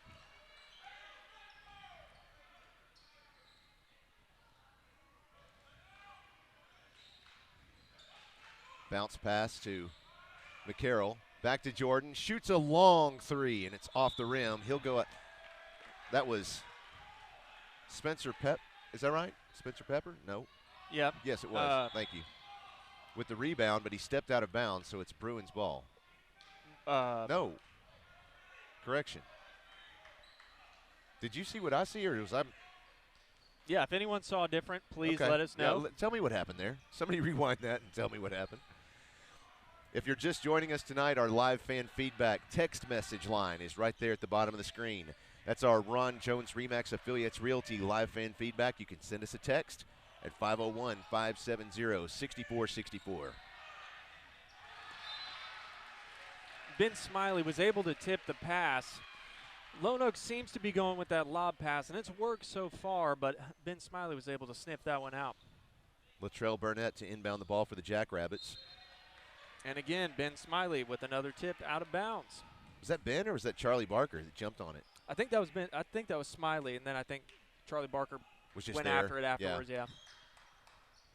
Finally got it inbound to Spencer Pepper. Now to Allen, shoots it up, it's no good, and Barker gets the rebound. Bringing it back across for the Bruins. Drives inside. McCarroll sends it out to Jordan. Oh, in and out. I'm sure he feels robbed on that one. And he says that's a Bruins ball off of Spencer Pepper.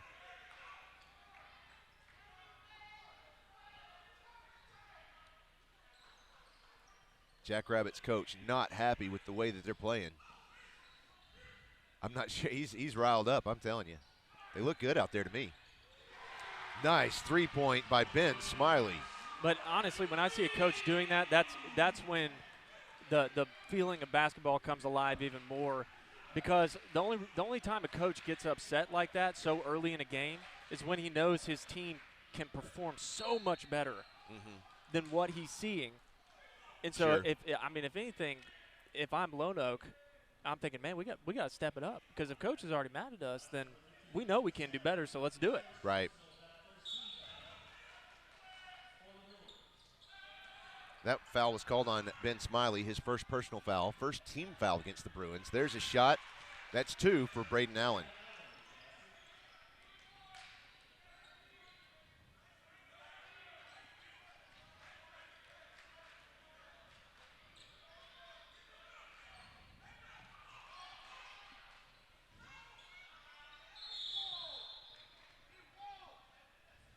So the Bruins are going to take a timeout here, and one of our sponsors, I think, is associated with the timeouts. That's right. That's the Hug and Haul timeout. Make sure that we thank our friends at Hug and Haul for all of your construction, aerial, light equipment needs. Give a call to Hug and Haul, the equipment company. They're the answer to your industrial and construction equipment needs. They can help you with sales, rental, parts, and service with full service locations serving Arkansas, Oklahoma, Louisiana, Missouri, and Texas. They take ownership of each customer's needs and will work to ensure your demands are met. You can trust Hug and Haul for all your construction, industrial, aerial, material handling, and light equipment needs. I'm not going to lie. I've never needed to rent any of the equipment that they have. But if you drive around the state of Arkansas enough, and I would assume the other states that they're in as well, eventually you will just look at something and be like, man, I want to rent that scaffolding. Right. Just because it's Hug and Haul. I need that track hoe. Yeah. Because it looks like fun. And because it's got Hug and Haul on it. So I know it's going to be cool. You know? Charlie Barker for two. So your score is 8-5. Bruins leading 3 minutes and 45 seconds left here in the first quarter.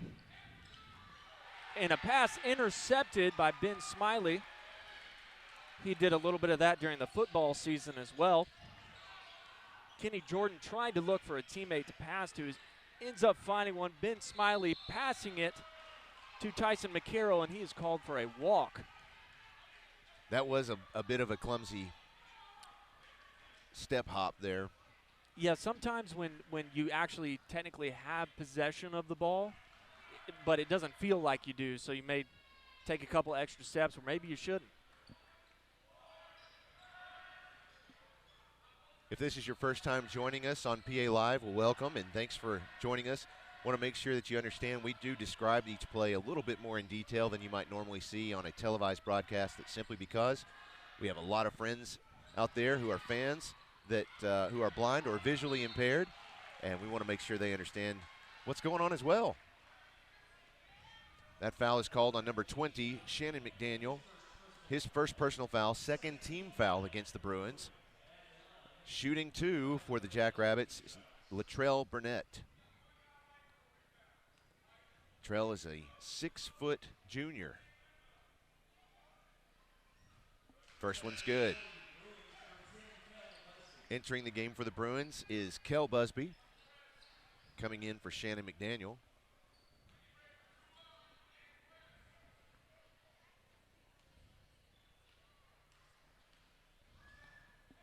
Second shot is up, and it's off the back of the iron.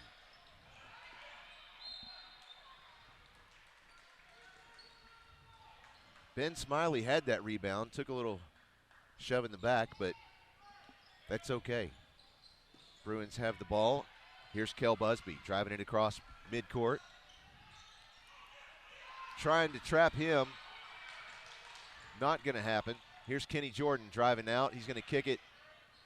Oh, wow. Kicks it out to Ben Smiley. Gets his second 3.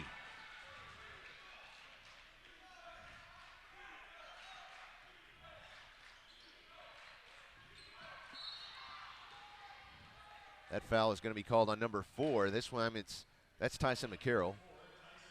His first personal foul, third team foul against the Bruins.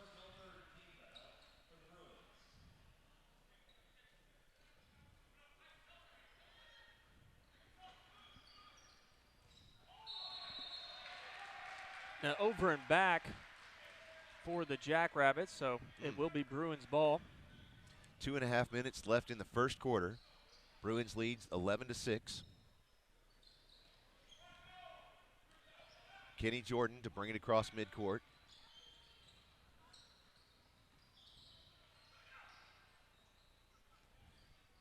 Jackrabbits playing a tight man-to-man defense here.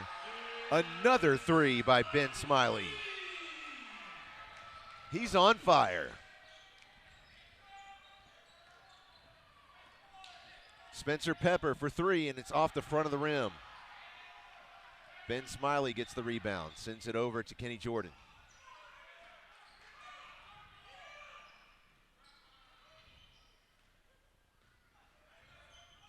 Kel Busby on the right wing. Now at the top of the arc is Smiley.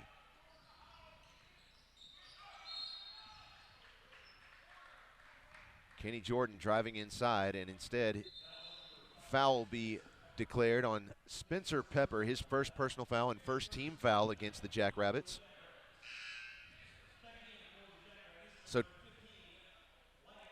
Latrell Burnett will have a seat, and coming in for Lonoke is Wyatt Repetto. I'm hoping I'm saying that right. If there's any Lonoke fans out there watching tonight, shoot me a text if that's incorrect. Appreciate it. Barker gets the rebound, and Ben Smiley puts it up for 2. He's having fun. He's having a great night so far. 30-second timeout called. Trying to see who called it. That's okay, doesn't matter. We'll keep it right here for a minute. Nobody in foul trouble just yet. You've got 1 each on Tyson McCarroll, Ben Smiley, and Shannon McDaniel. 1 foul on the Jackrabbit side of the ball. That's Spencer Pepper. Score right now, Bruins lead 16-6. A minute and a half left in the first quarter. Still lots of basketball to be played. It looks like both teams are here, and ready for it. Looks like they're, so far, evenly matched to me. Yeah, I would say as far as effort and intensity goes, they're both on the same level. So far, the shots have been able to go the Bruins' way. But kind of like the ladies' game just before this, I mean, we're still early in the game. So right now it's just seeing who can get momentum, whose shot is on and whose shot is off. Sure. And trying to feel each other out.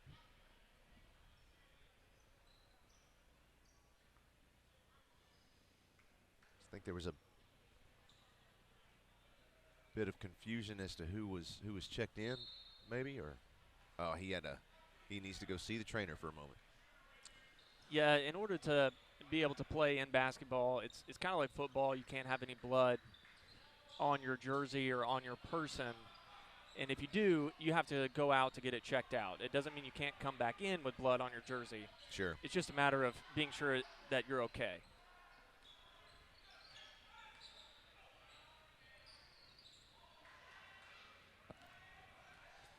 So it's a rebound for the Bruins, trying to push the ball up, and it's a turnover.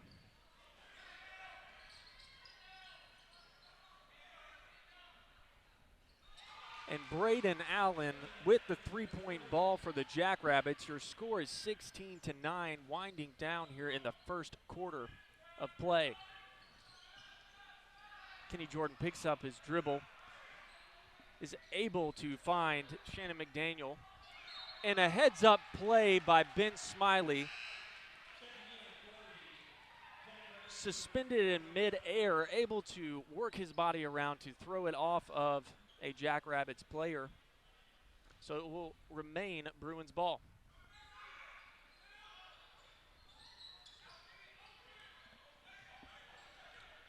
Kenny Jordan on the right wing. Sends it across to Kel Busby on the left side. Now Barker at the top of the arc. Ben Smiley on the left wing. Shannon McDaniel. Kenny Jordan. He gives it back to Kel Busby. He's going to drive inside. Tries to pass it over to Ben Smiley and got tipped out of bounds. It's the Bruins ball. Oh, excuse me. The Bruins are all just as confused as I was on that one.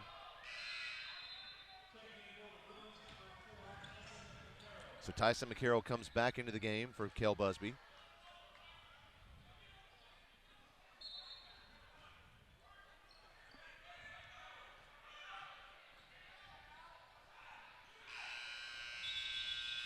And that is the end of the first quarter. The Bruins lead this one 16-9. We've got a lot of basketball left to play. We'll take a short break. We'll be right back. You're watching Bruin basketball on PA Live.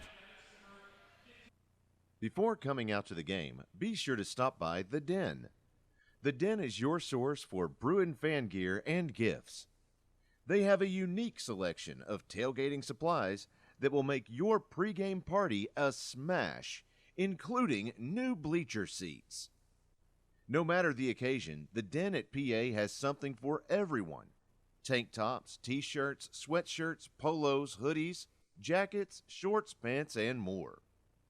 We have everything your student needs to look their best on Spirit Day. For all the future Bruin cheerleaders, you'll find bows, pom-poms, earrings, and cheerleader uniforms.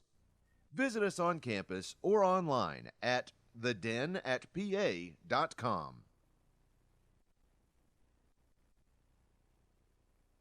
And we're back. Getting ready to start the second quarter of tonight's game. So far, leading the Bruins in points, far and away, Ben Smiley, already with 3 3-points, 1 field goal for 11 points. So if you're Lonoke here, you're kind of like Bob the Builder. You're thinking to yourself, can we fix it? Yes, we can. Yes, we can.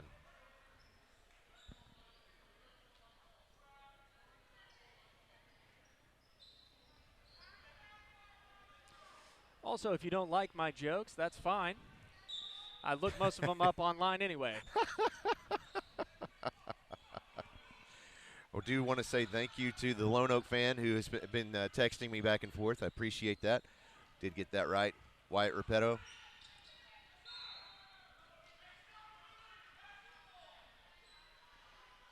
Again, use us as your free encyclopedia. Yeah. If you have any insight into any of these players, any of them signed, have they received offers from?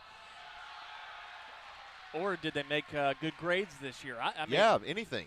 Tell us about these guys. Love to talk about them. Yeah, I think that's one of the opportunities that this provides, that having that number down there provides, is that, you know, this is not like college basketball. Right. We get these players' names, and we want to know more about them, but there's not like there's a sports information director from each high school, and they're going to give us a media book or anything. A full breakdown of each player. Nice basket by Denham Gooden. Yeah, it was great getting to talk to the head coach earlier from the girls team. He filled me in with all that great information about a couple of them having received D1 offers, and talked all about their freshman who was starting for the game. Loved that. Lots of fun. Kel Busby tries. Is that a blocking foul? Yeah, they're going to call that a block on number 3. That's his second personal foul against Mason Ford, third team foul against the Jackrabbits. Yeah, so they're going to take Mason Ford out just to be sure that they don't get him too many more fouls before the game continues on. Sure. So checking back in is number 4, Latrell Burnett. Latrell, yep.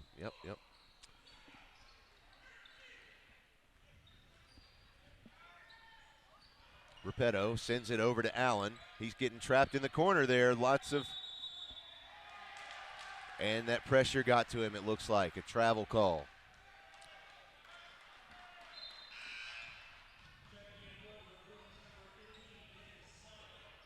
Ben Smiley checking back in for the Bruins.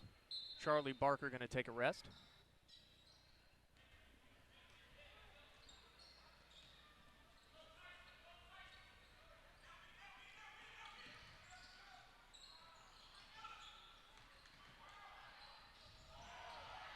Whoa. So Wow. They're going to call another block there. I think that one's a little bit more debatable. We don't have instant replay, so I can't get a good look at his feet.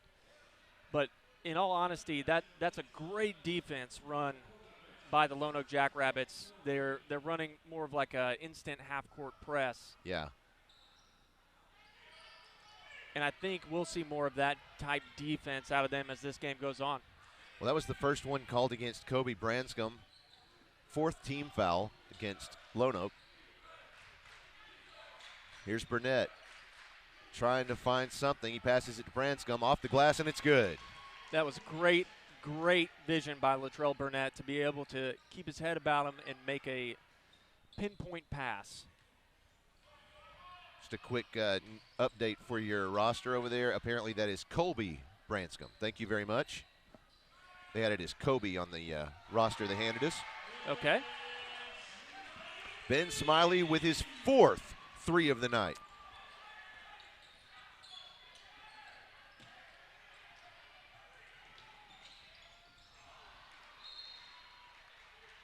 Kenny Jordan was able to come up with the steal and bring the ball down the court, but was unable to capitalize his eyes and cross his T's and make a play there.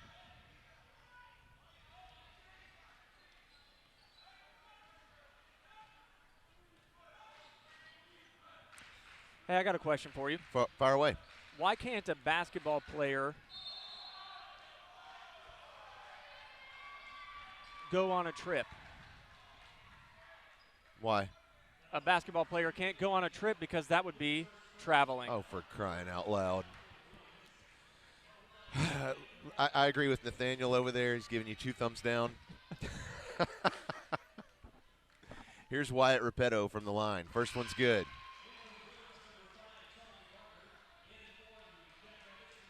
That last foul was called on number 2, Kenny Jordan, his first personal foul, 4th team foul against Pulaski Academy. Repetto's second is up and out. Allen has the rebound, tries to put it back, no good. Kel Busby gets the rebound this time, gives it to Barker. He'll bring it across midcourt.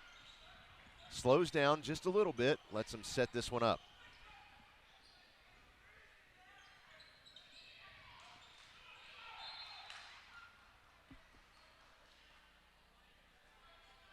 Referee, the play was right there in front of him. He didn't see it though. This is going to be, looks like it was out of bounds on PA.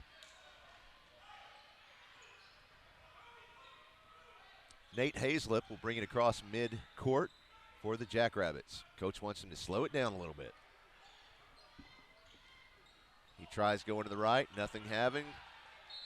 Almost gets it picked off, and instead he'll get called for traveling. Bruins are just as happy either way.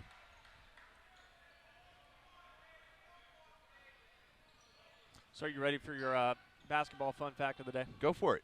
Here it is. When you go and buy a whistle at like Academy or Walmart, 99% of the time they will have a little bead in there. Yes. That exacerbates the actual sound of the whistle. Right.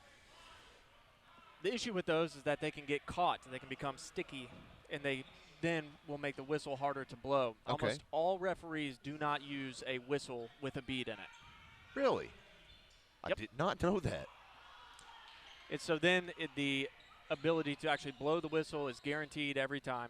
Takes less effort, and you can hold it in your mouth without actually causing the whistle to go off. You can breathe. Sure. I wondered how they did that. That's cool to know.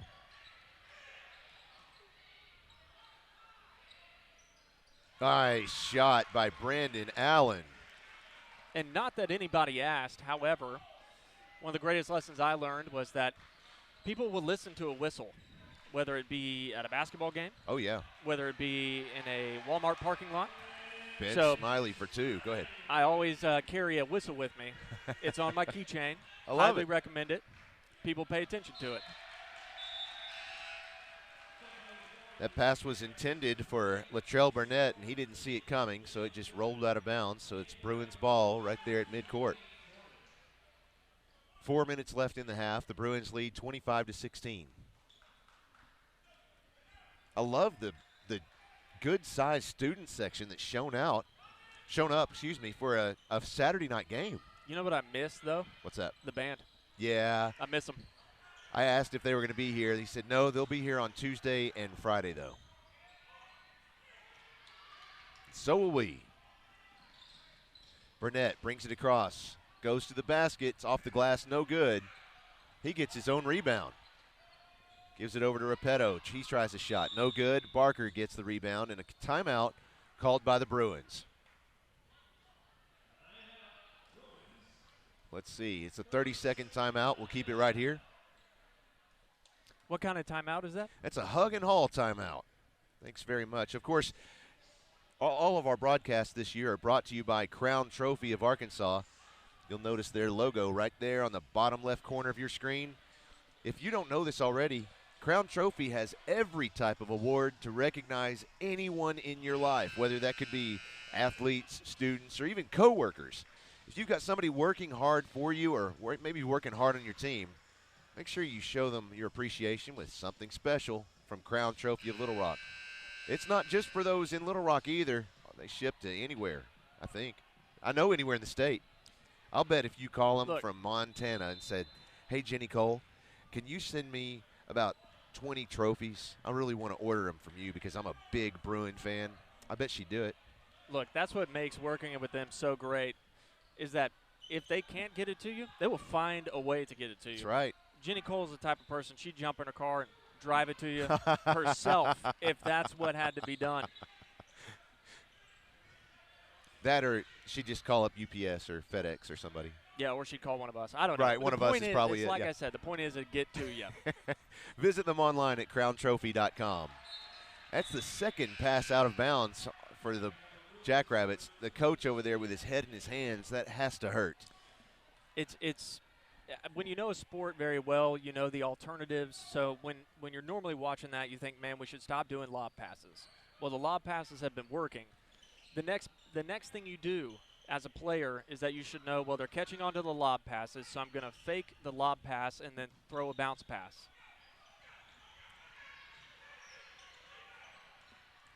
A shot off the mark for Tyson McCarroll.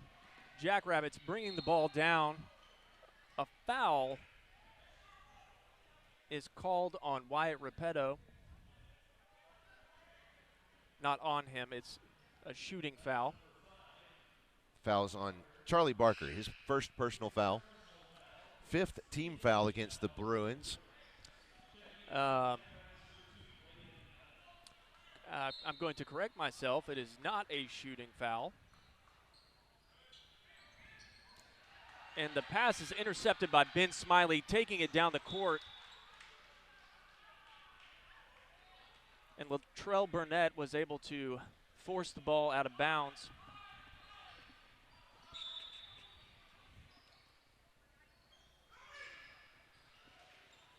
Barker for three. That's Smiley. Excuse me, thank you. Barker passed it in.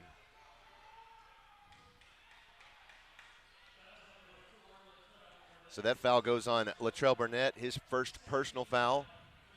6th team foul against the Jackrabbits. Only because I feel like this happens rarely. Each player for the Bruins on the court right now only has 1 foul. Each one of them have 1 that foul. is interesting, yeah. Which adds up to 5 fouls, and that is the total of the team fouls that they have. Yeah, that is pretty rare. Okay. Yep. What's the call there? It's a no call, just like he did? It's a no call. So okay. It is not considered, a referee is not considered inbounds, out of bounds. It's kind of like football. Like if the referee is there and the ball is thrown and it bounces off his head, yeah, and someone catches it, it's still considered either a catch or an interception. Interesting. And the reason why that is because of where the referees line up on the court. Mm-hmm. It's already by design for them to be out of the way. Gotcha. So something like that, like how many times do you actually see the referee? Wow. Tyson McCarroll getting some reject action there. So if you're the Jackrabbits, your best bet is just to move on to the next play. Here's Burnett on the right wing. Looking for some help. He's going to drive toward the basket. Kicks it out. Spencer Pepper at the top of the arc. He'll bounce pass over to Braden Allen, excuse me.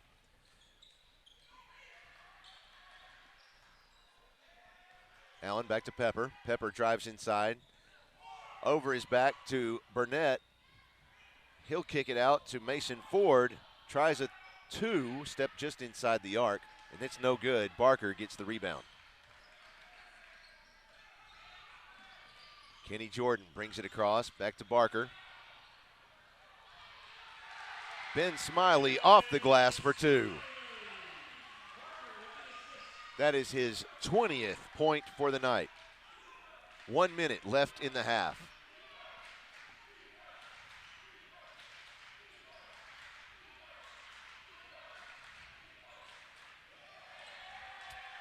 So it's a turnover for the Jackrabbits.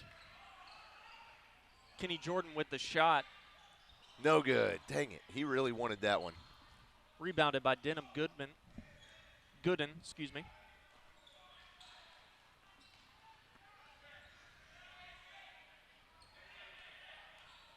Stick around for halftime. We've got our head football coach, Anthony Lucas, coming over. Talk to him. Mason Ford for 3. Off the front of the rim, no good. Rebound for the Jackrabbits. Shot and a miss. Charlie Barker with the rebound. Kenny Jordan looking up the court. Made the pass to Tyson McCarroll. Wow, it's getting physical down there. He went up for a shot, and Denham Gooden made sure that was going nowhere. He sure did. Well, at half, the Bruins lead 27-16. This is even closer than the girls' game was at halftime, I think. Oh, yeah. So, again, anybody's game. Stick around. Lots more basketball to be played. We'll have our head coach of football, Anthony Lucas, here to talk some football with us here in just a moment. Stick around. You're watching PA Live. You know that Crown Trophy of Little Rock has every type of award to recognize athletes, students, and even co-workers. But more than that, Crown Trophy can customize drinkware, badges, and even rings. Whether you have people working for you or working hard on your team, show them your appreciation by recognizing them with something special from Crown Trophy of Little Rock. Visit them online at crowntrophy.com. Central Arkansas Mahindra can provide you with the latest and best in outdoor power products to make your outdoor living more enjoyable. Combine this wide array of selections with their friendly and knowledgeable staff, and we're convinced they will become your only stop for all of your outdoor power needs. They're happy to help you find either the perfect outdoor power equipment, service, or the parts you've been looking for. Check out their inventory of Mahindra, Ferris, and Husqvarna equipment. If you need help in making your selection, call or just stop in. They're always ready to help. Visit them online at centralarkansasmahindra.com. Hug and Haul Equipment Company is the answer to your industrial and construction equipment needs. They can help you with sales, rental, parts, and service. With full-service locations serving Arkansas, Oklahoma, Louisiana, Missouri, and Texas, they take ownership of each customer's needs and will work to ensure your demands are met. You can trust Hug and Haul for all your construction, industrial, aerial, material handling, and light equipment needs.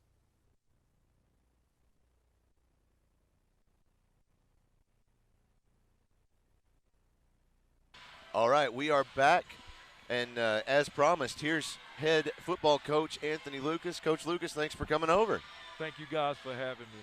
It's always good to talk to you, man. Oh, no, it's always good. Good to talk with you guys. Right, yes. right. Well, they got a nice beat going here, so I thought you might want to do a little freestyle for us. No, I didn't.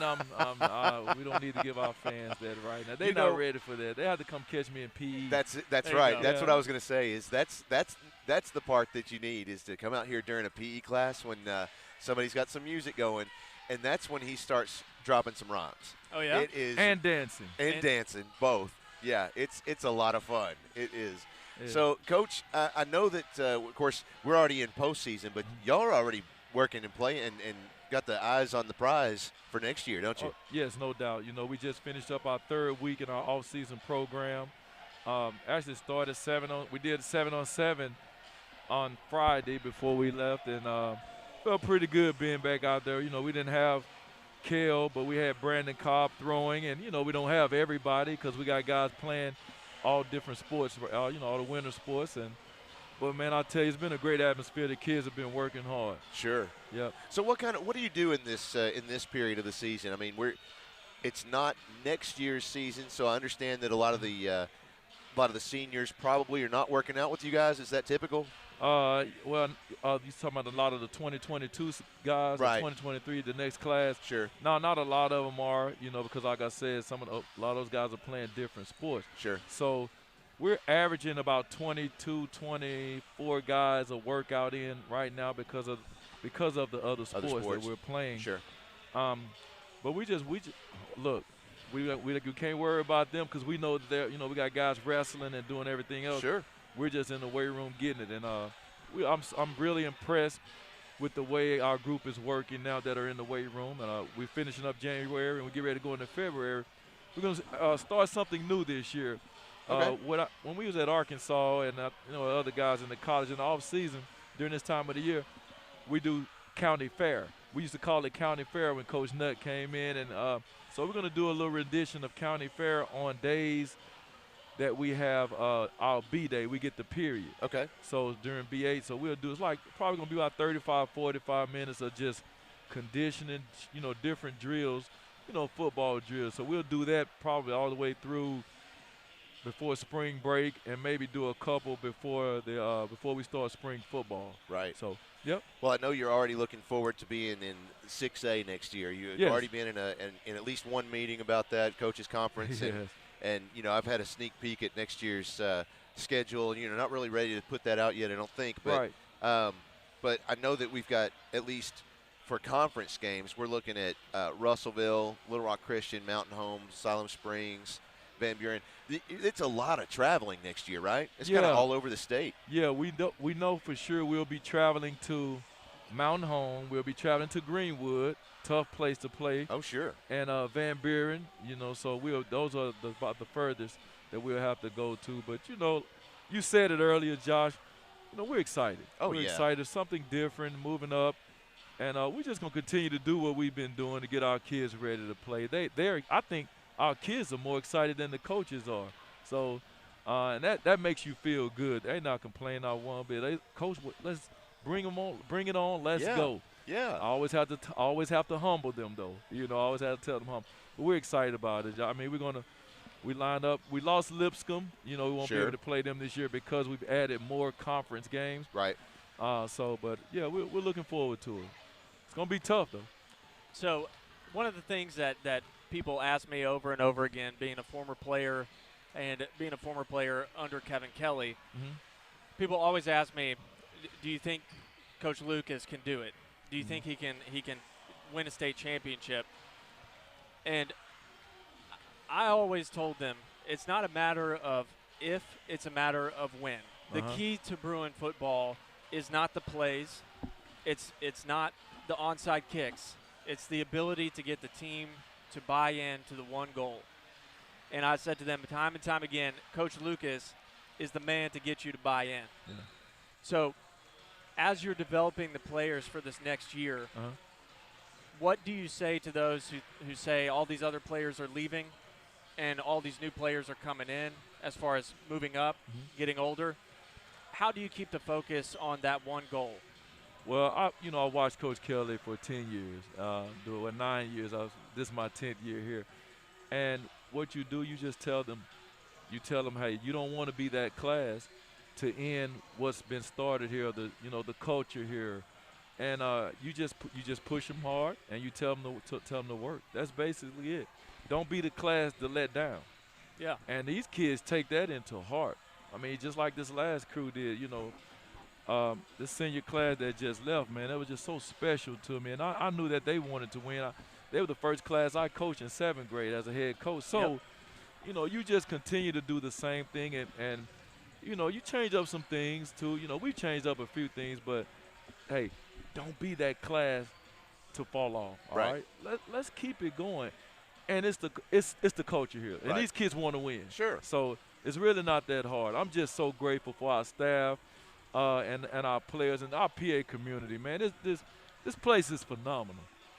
I mean, phenomenal. The support from the president all the way down to our custodial staff. I'm serious, man. I love this place and our kids, and I tell these kids all the time, never think you're bigger than anybody else. You always stay humble, continue to work hard and give God the glory. Everything else will take care of itself. Just a quick note. I would say I've met a lot of professional players in my time because of who my father was.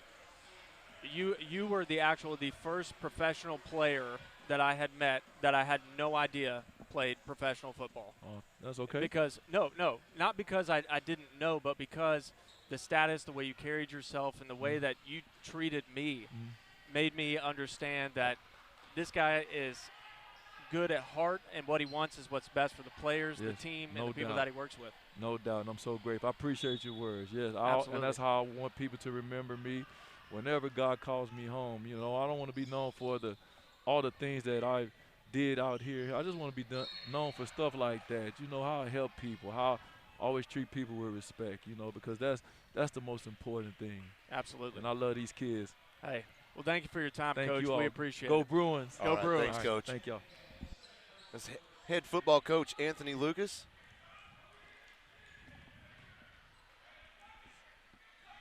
I think I could talk with him for hours. Oh, I know I could. I have, and it's always a good day when you get a chance to talk with Coach Lucas, because you're right, he absolutely is just that humble, and no matter what, he's going to brighten your day because he's got great insight, good understanding, and just a great ear. Just a great person to hang out with.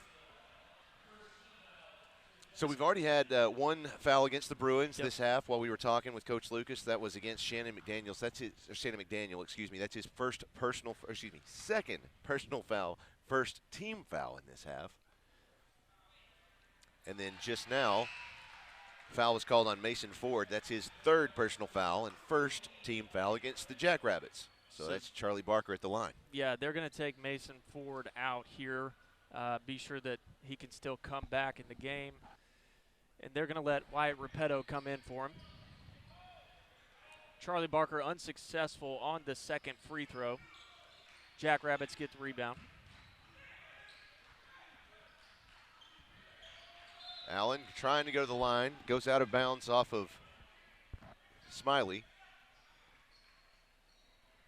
Repetto will inbound the ball for the Jackrabbits.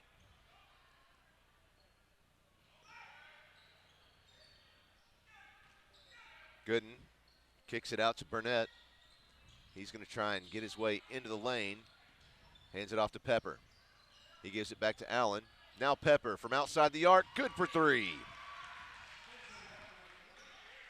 And that's what I expect to see more of from the Jackrabbits.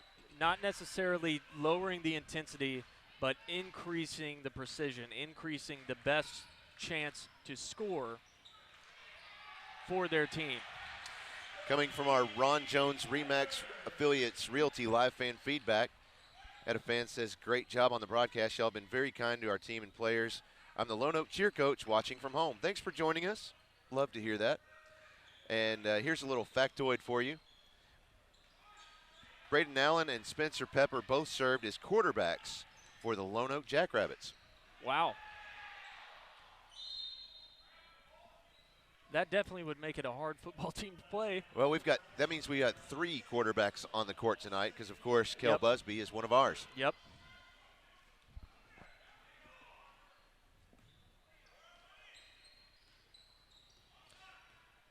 And to the Lonoke cheer coach who just said something, thank you so much for saying that. It means a lot to us.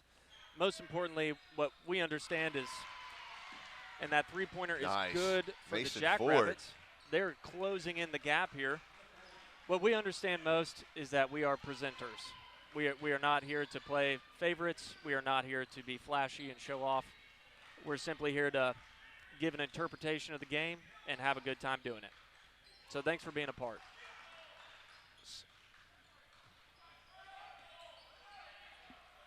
I said Mason Ford a moment ago. That was Braden Allen with the 3.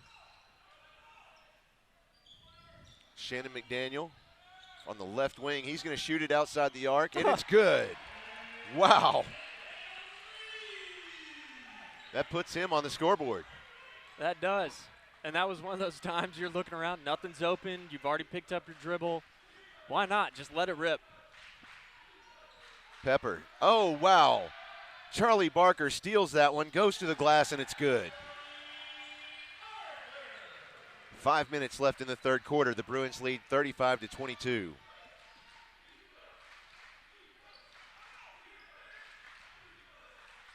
I tell you what, if you're not in the gym tonight, you're missing a show. Grant is absolutely killing it on that video board. So who is Grant? Oh, that's my son. And where is he? He's over there in our brand new production suite, and over in the dark room. So we've got him in there running the video board. My wife Christina tonight is producing the broadcast. We've got Nathaniel Bird over on the camera. We're running with a skeleton crew tonight because all of our other teammates or crew members are off at Model UN this weekend. Okay.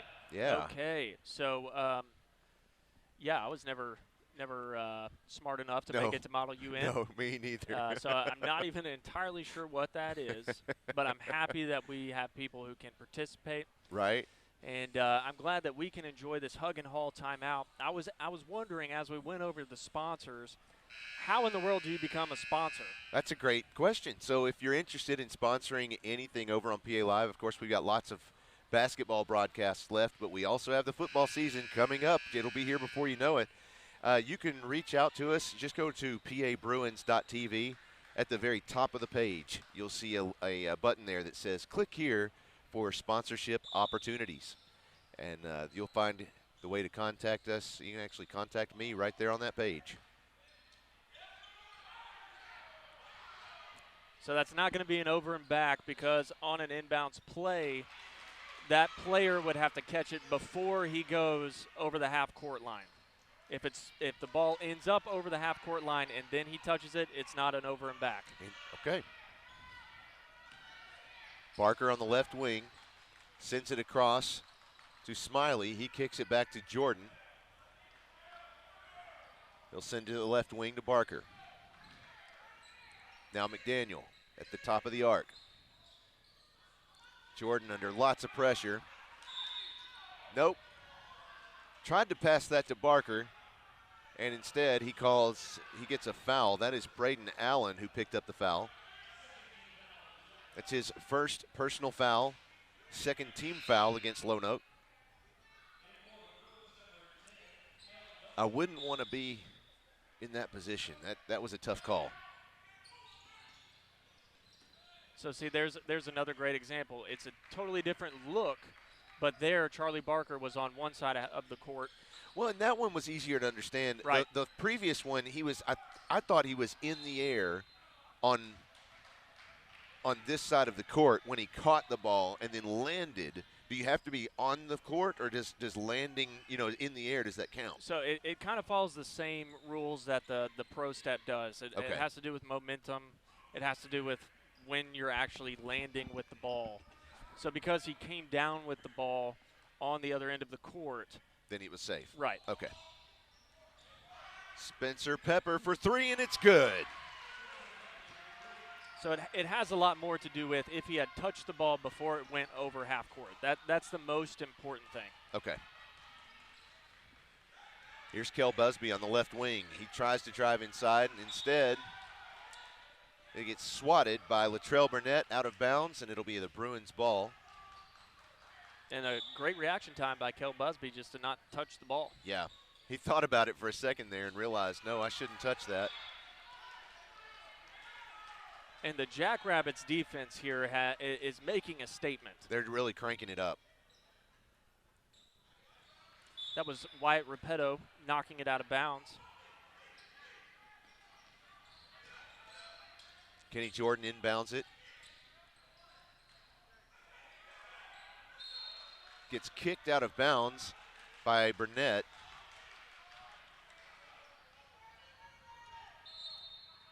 And the intensity just coming from the coach of the Jackrabbits, I mean, that gets me motivated. I want to go over there and play. I mean, he's trying to get them amped up and stay focused. Well, the Bruins call a full timeout, so we will take a break with them. Stick around. 3 minutes left in the third period. Bruins lead 35-27. We'll be right back with Bruin basketball on PA Live. Before coming out to the game, be sure to stop by The Den. The Den is your source for Bruin fan gear and gifts. They have a unique selection of tailgating supplies that will make your pregame party a smash, including new bleacher seats. No matter the occasion, The Den at PA has something for everyone. Tank tops, t-shirts, sweatshirts, polos, hoodies, jackets, shorts, pants, and more. We have everything your student needs to look their best on Spirit Day. For all the future Bruin cheerleaders, you'll find bows, pom-poms, earrings, and cheerleader uniforms. Visit us on campus or online at thedenatpa.com.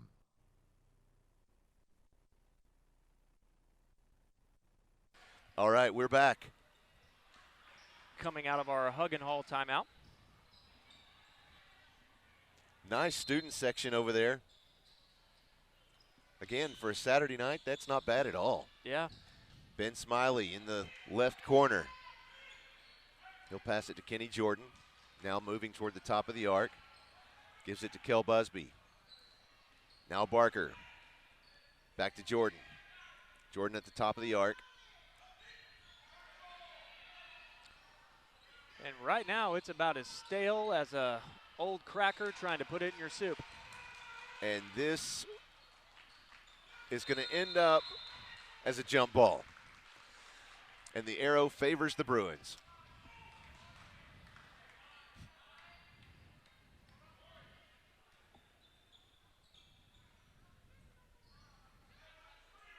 There was only one of two things that could come out of that play with as hard as both teams were fighting for it. It was either going to be a jump ball or a foul. Oh, and here goes Pepper on a tear. He gets packed by Kel Busby. So plays like that are what is going to pay dividends down the road. It's going to be those effort plays. Right there, Spencer Pepper, I mean, he took the initiative. He was running towards that ball like he was going to get it no matter what. Well, that was Kel Busby's first personal foul, third team foul against the Bruins. Spencer Pepper shooting 2. His first one's good. 12 points for tonight so far. He leads the Jackrabbits in points.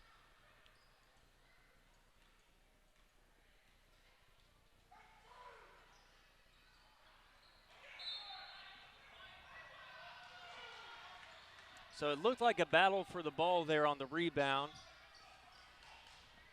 The referee is going to end up saying it is Bruins ball. You've got 2 minutes and 32 seconds left here in the third quarter. Your score, 35-28, Bruins leading in what has been an exciting game so far. Kel Busby sends it to McCarroll. He's on the line, shoots it. It's off the front of the iron. Rebound goes to Pepper. Yep. He drives, gives a bounce pass over to Gooden, and it's good. Wow. Like I said, the dividends are gonna start paying. Who's willing to invest more? That's the question. Barker sends it to McCarroll. It's out of bounds. You know, and Bruins swimming has never been so exciting.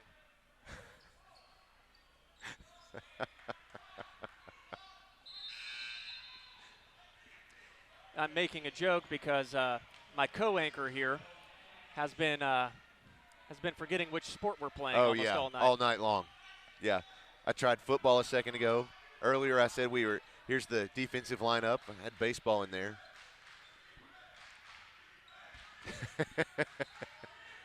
This defense, they're swimming laps around the Bruins. Oh, okay.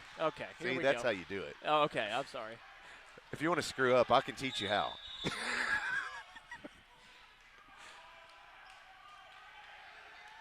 And it looks like we have a yellow card on the floor.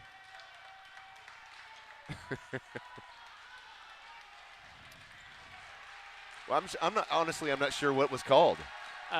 Nothing was called.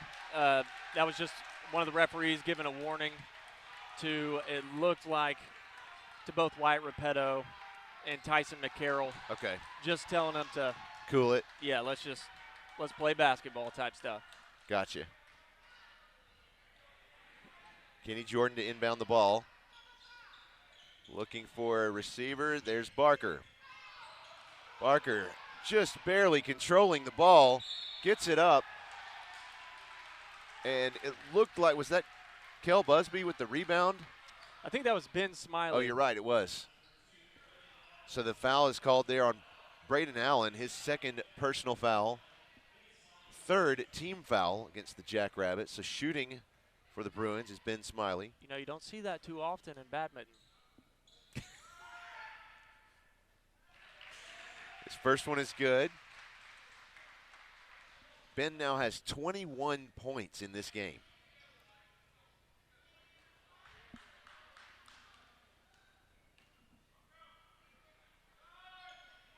Second one's up, and it's good. Make it 22.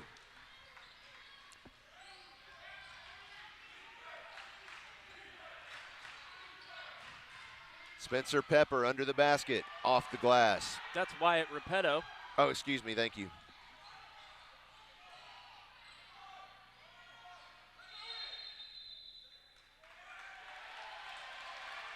And there it is, a 3 seconds in the lane violation. Yep.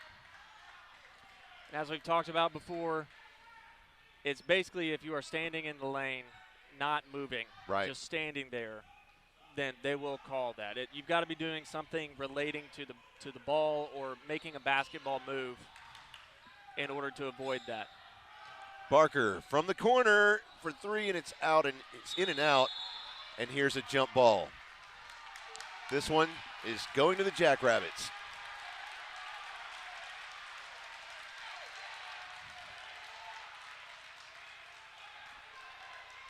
So I like that we're going to let that go. I like that we're going to let them play basketball because there's definitely a point where there is intensity and passion for the game that starts one way and then turns into something that it's not. So I think as long as the refs are looking at this and saying, hey, this is good basketball, they're wanting to win, and that's all it is, let's play. Allen gives it to Ford. Ford at the top of the arc. Moves to the right wing. Gives a bounce pass to Allen. I think that was a pass to Gooden. Goes out of bounds. Yeah, Braden Allen's going to be wishing that he could have that one back. That's actually, funny enough, one of the most uncomfortable places to be. It's kind of like in football catching a pass right in the middle of the field. You don't know Sure. where everyone is. You don't have eyes in the back of your head. So sometimes when you turn around, you try and make a play before it's even there. Kel Busby driving toward the basket, and Ben Smiley gets it, and it's in for two. 10 seconds left in the third quarter. Bruins lead 39-30.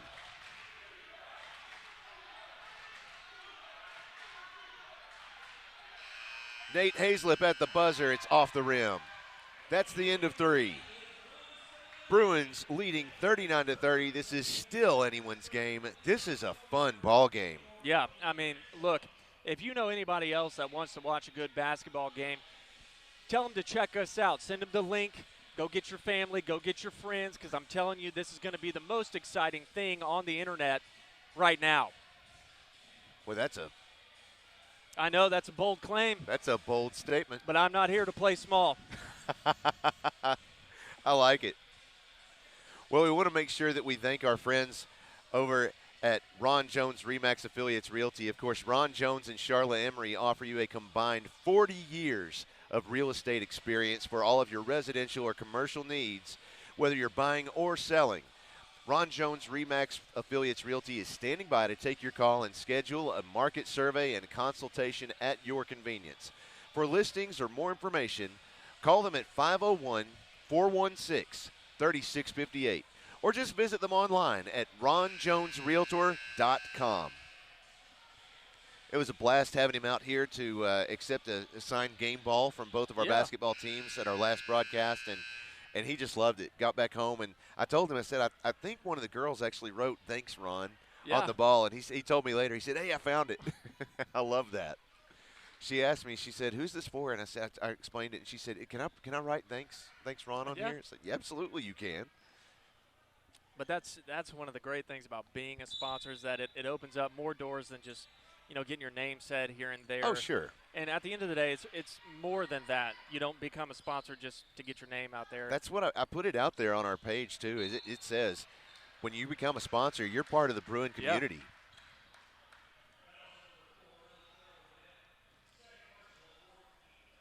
So they're going to call a foul there on Latrell Burnett.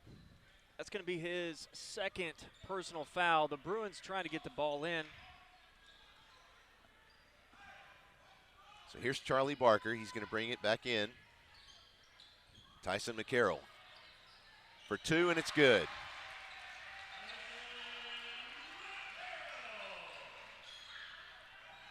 Bruins now 41-30.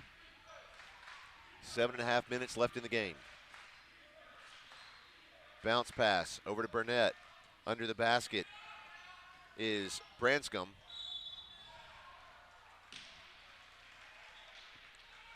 Looks like they're going to get Tyson McCarroll for the foul there. That's going to be his third personal foul. Fourth team foul for the Bruins. Going to the line is Spencer Pepper. 5'9" senior. Leads the team in points so far tonight.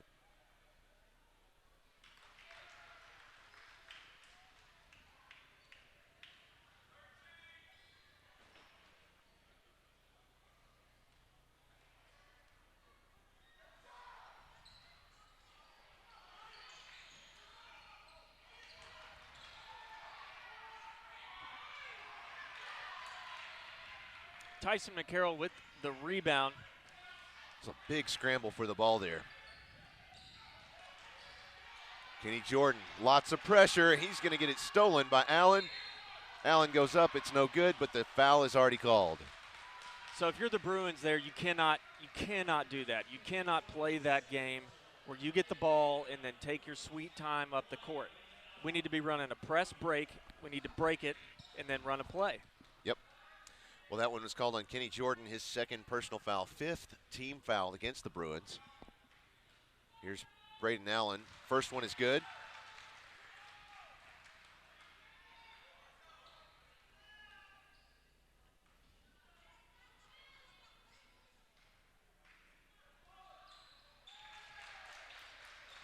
He's good on the second as well.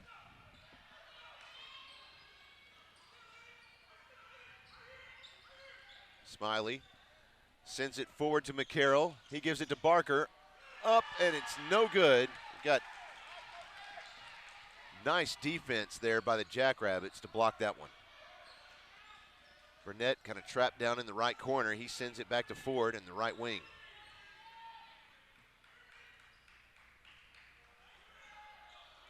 Jackrabbits setting up a play. No coverage there. He's got all day long. He's going to pass it over to Allen. Sends it up, and it's in.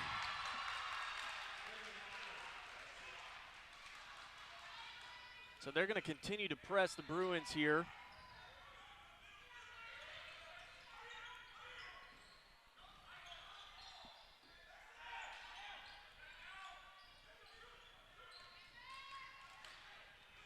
Kel Busby driving inside, kicks it out to Smiley for three, and it's off the rim. Out of bounds, Jackrabbits ball.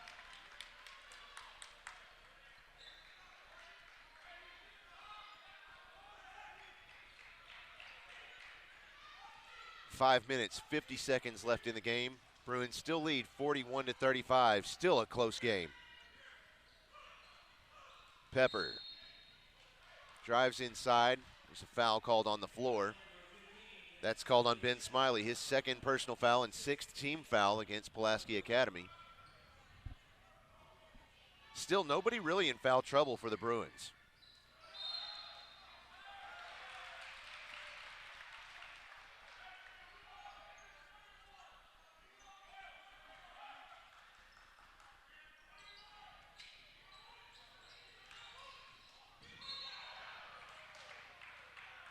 That one is called on number 2, Braden Allen, his third personal foul, fifth team foul against Lonoke.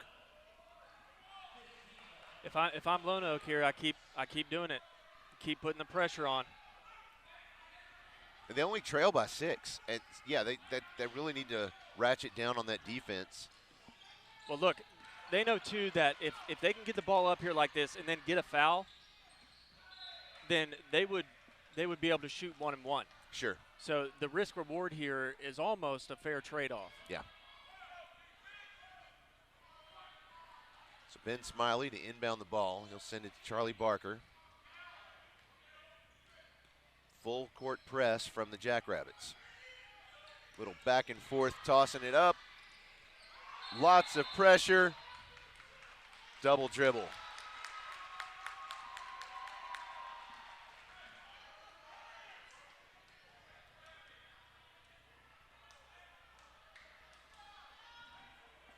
I mean, obviously I could brag on the Bruins all day, but, I mean, Spencer Pepper here deserves a little bit of credit for the amount of effort that he has put in.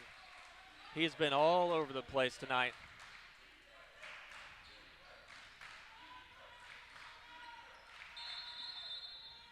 We're going to get another 3 seconds in the lane.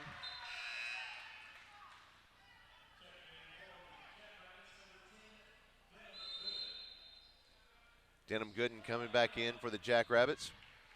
And the Bruins call a full timeout, so we will take a timeout along with them. Be right back with more basketball in just a minute. You're watching PA Live. You know that Crown Trophy of Little Rock has every type of award to recognize athletes, students, and even co-workers. But more than that, Crown Trophy can customize drinkware, badges, and even rings. Whether you have people working for you or working hard on your team, show them your appreciation by recognizing them with something special from Crown Trophy of Little Rock. Visit them online at crowntrophy.com.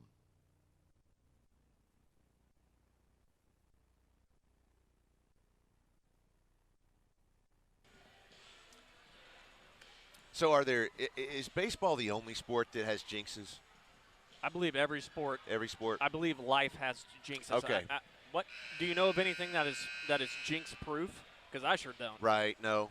As soon as you say anything right now. Yeah. Yeah, no, don't. Yeah. No. You know, I feel like I should knock on wood right now, but. Okay, so in this moment, we've got just a couple of seconds while we wait for the teams to come out of the timeout. Hey, if you haven't yet tonight, send us a text message real quick on our live fan feedback. I'm curious, where's everybody watching from? So if you're all over the state of Arkansas, just send us your city. I'm just curious. not going to sign you up for anything. This is just Yep. we don't send any messages back unless you ask us a question that we won't reply to over the air or something. But I'm curious, are you out of Arkansas? Somebody watching out in Tennessee? Or we've had folks out of the country who are watching before. Just curious. Shoot us a text. Here's Kel Busby. Goes off the glass. It's no good. Tyson McCarroll gets the basket and one.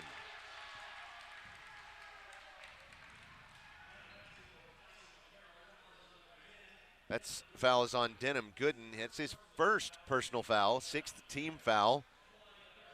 Next foul against either team puts them in bonus. That's off the back of the iron. Kel Busby gets the rebound. He sends it back to Kenny Jordan. So if you are ready to see the most basic basketball play, then you just saw it. It's a travel. Let it be known that's not what I was referring to. I was going to refer to the play that the Bruins were running. However, instead we'll have a turnover. Bruins setting up in a 3-2 defense. Here's Burnett on the right wing. Sends it to the left side to Mason Ford. Comes back to Burnett. Looking for something. Pepper in motion. Comes back toward the center.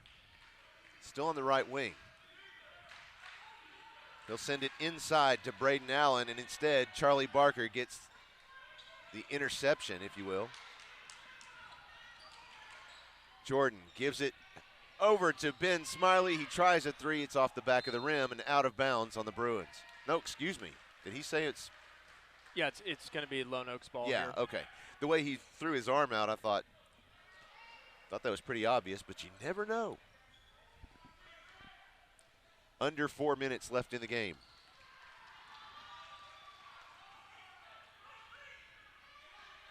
Mason Ford moving to the left wing. Goes to the right side to Burnett. He'll shoot a three. Air ball.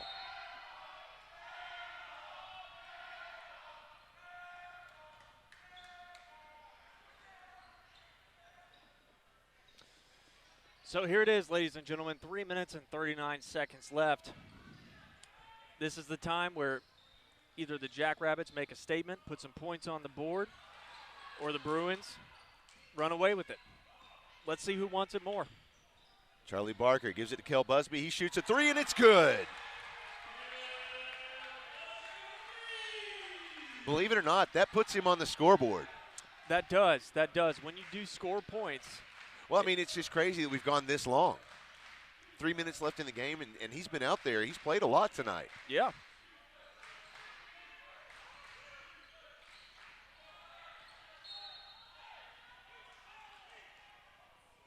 Going to our Ron Jones Remax Affiliates Realty live fan feedback.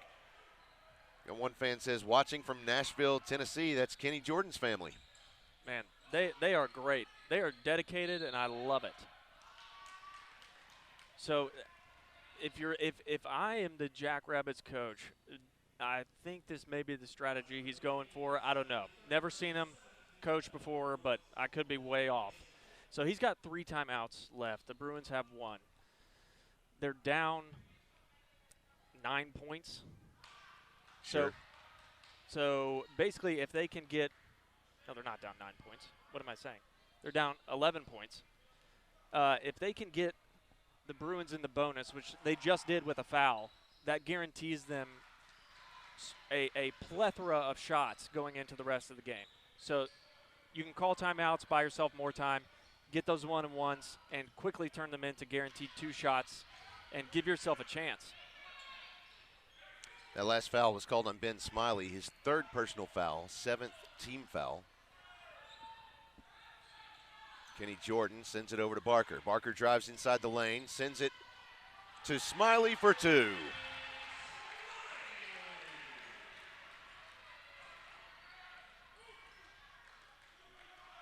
Ben Smiley with 26 points tonight.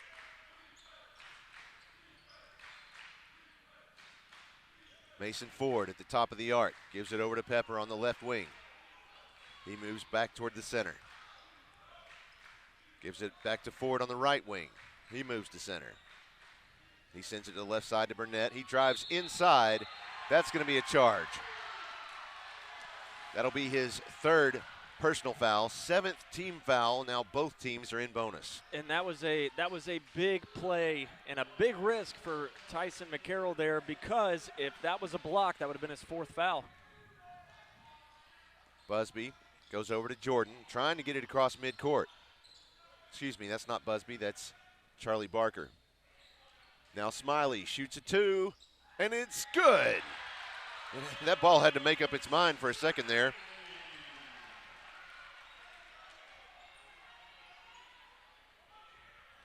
Ben Smiley is putting up some insane numbers tonight.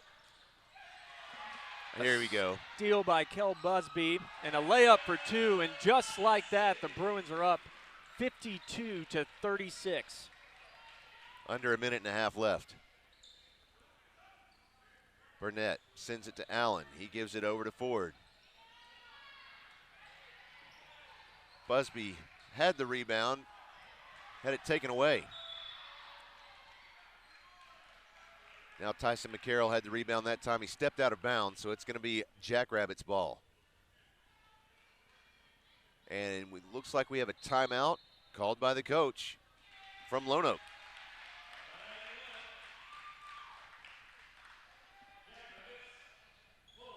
Full timeout. We'll take a break with them. We'll be right back. We've got a minute left. Bruins lead 52-36. Don't go anywhere.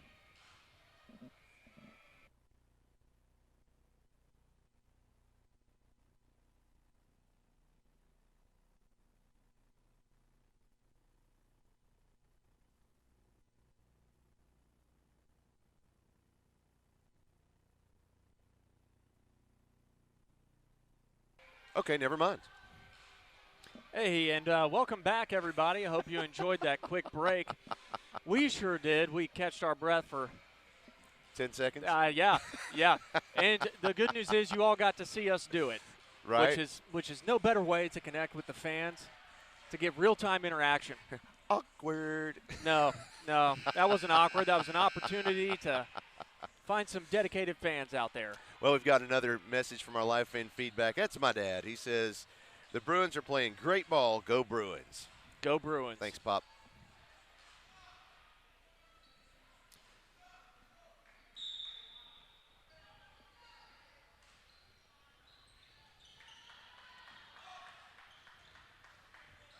Burnett down in the corner. 1 minute remaining in the game. Moves into the lane, shoots it, and it's off the rim. Busby gets the rebound. Hands it over to Jordan. That one goes out of bounds off of Pepper. So Busby will inbound the ball for the Bruins. 50.6 seconds left in the game. Wow, long inbounds to Ben Smiley just so he could pick up his 30th point tonight. It is rare that you see 30 points in basketball. It's even more rare in high school. So congratulations to him on a great night of basketball.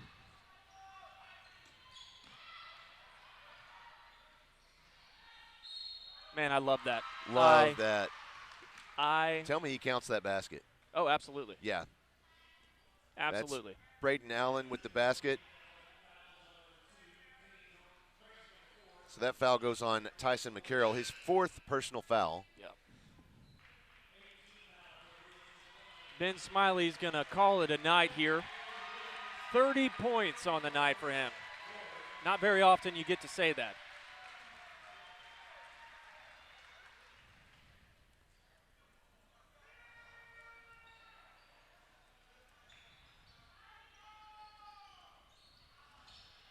Rebound by Tyson McCarroll. Bruins bringing the ball up the court. You've got 14 seconds left on the clock.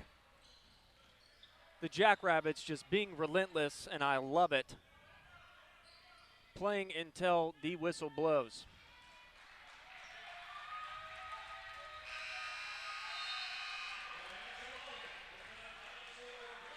Well, your final score here tonight, Bruins 54, Jackrabbits from Lonoke 38. What a fantastic game. They, it was athletic on both sides. It was really close the entire game. It was a lot of fun. I love playing the Jackrabbits, whether it's here or at Lonoke. They're a professional group of people, the coaching staff, all the way out to the players, and they just make it a lot of fun. Their fans are really into it. And, of course, we're so close that, whether it's here or there, they'll they make it fun. So, yeah, it was a great game of basketball. I can't say enough about the intensity that the Jackrabbits brought to the court tonight. It was undeniable. Tonight it was really just the Bruins were able to make the baskets, and the Jackrabbits couldn't.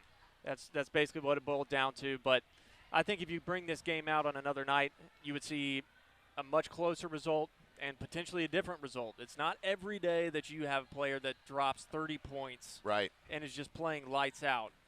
So I think as far as Lonoke goes, they've got a great season to look forward to. Oh, sure. And even more into the coming years. You can tell their coach has got them going in the system and has got the intensity level in the right spot. Well, I was hoping we could get Ben Smiley over here. I actually wanted to talk to him for a second.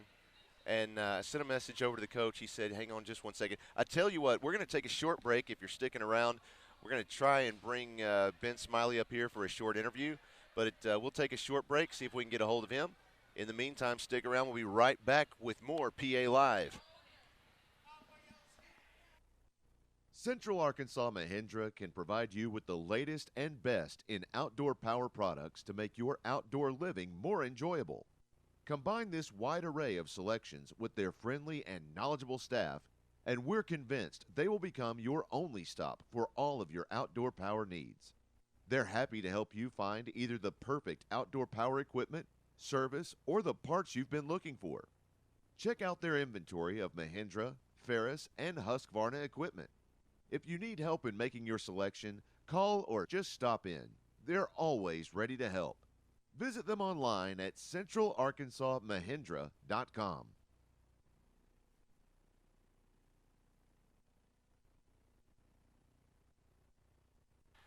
Okay, we're back. I'll actually probably try and talk to him after the game, or maybe later this week, get an interview we can air during our next game, which will be Tuesday.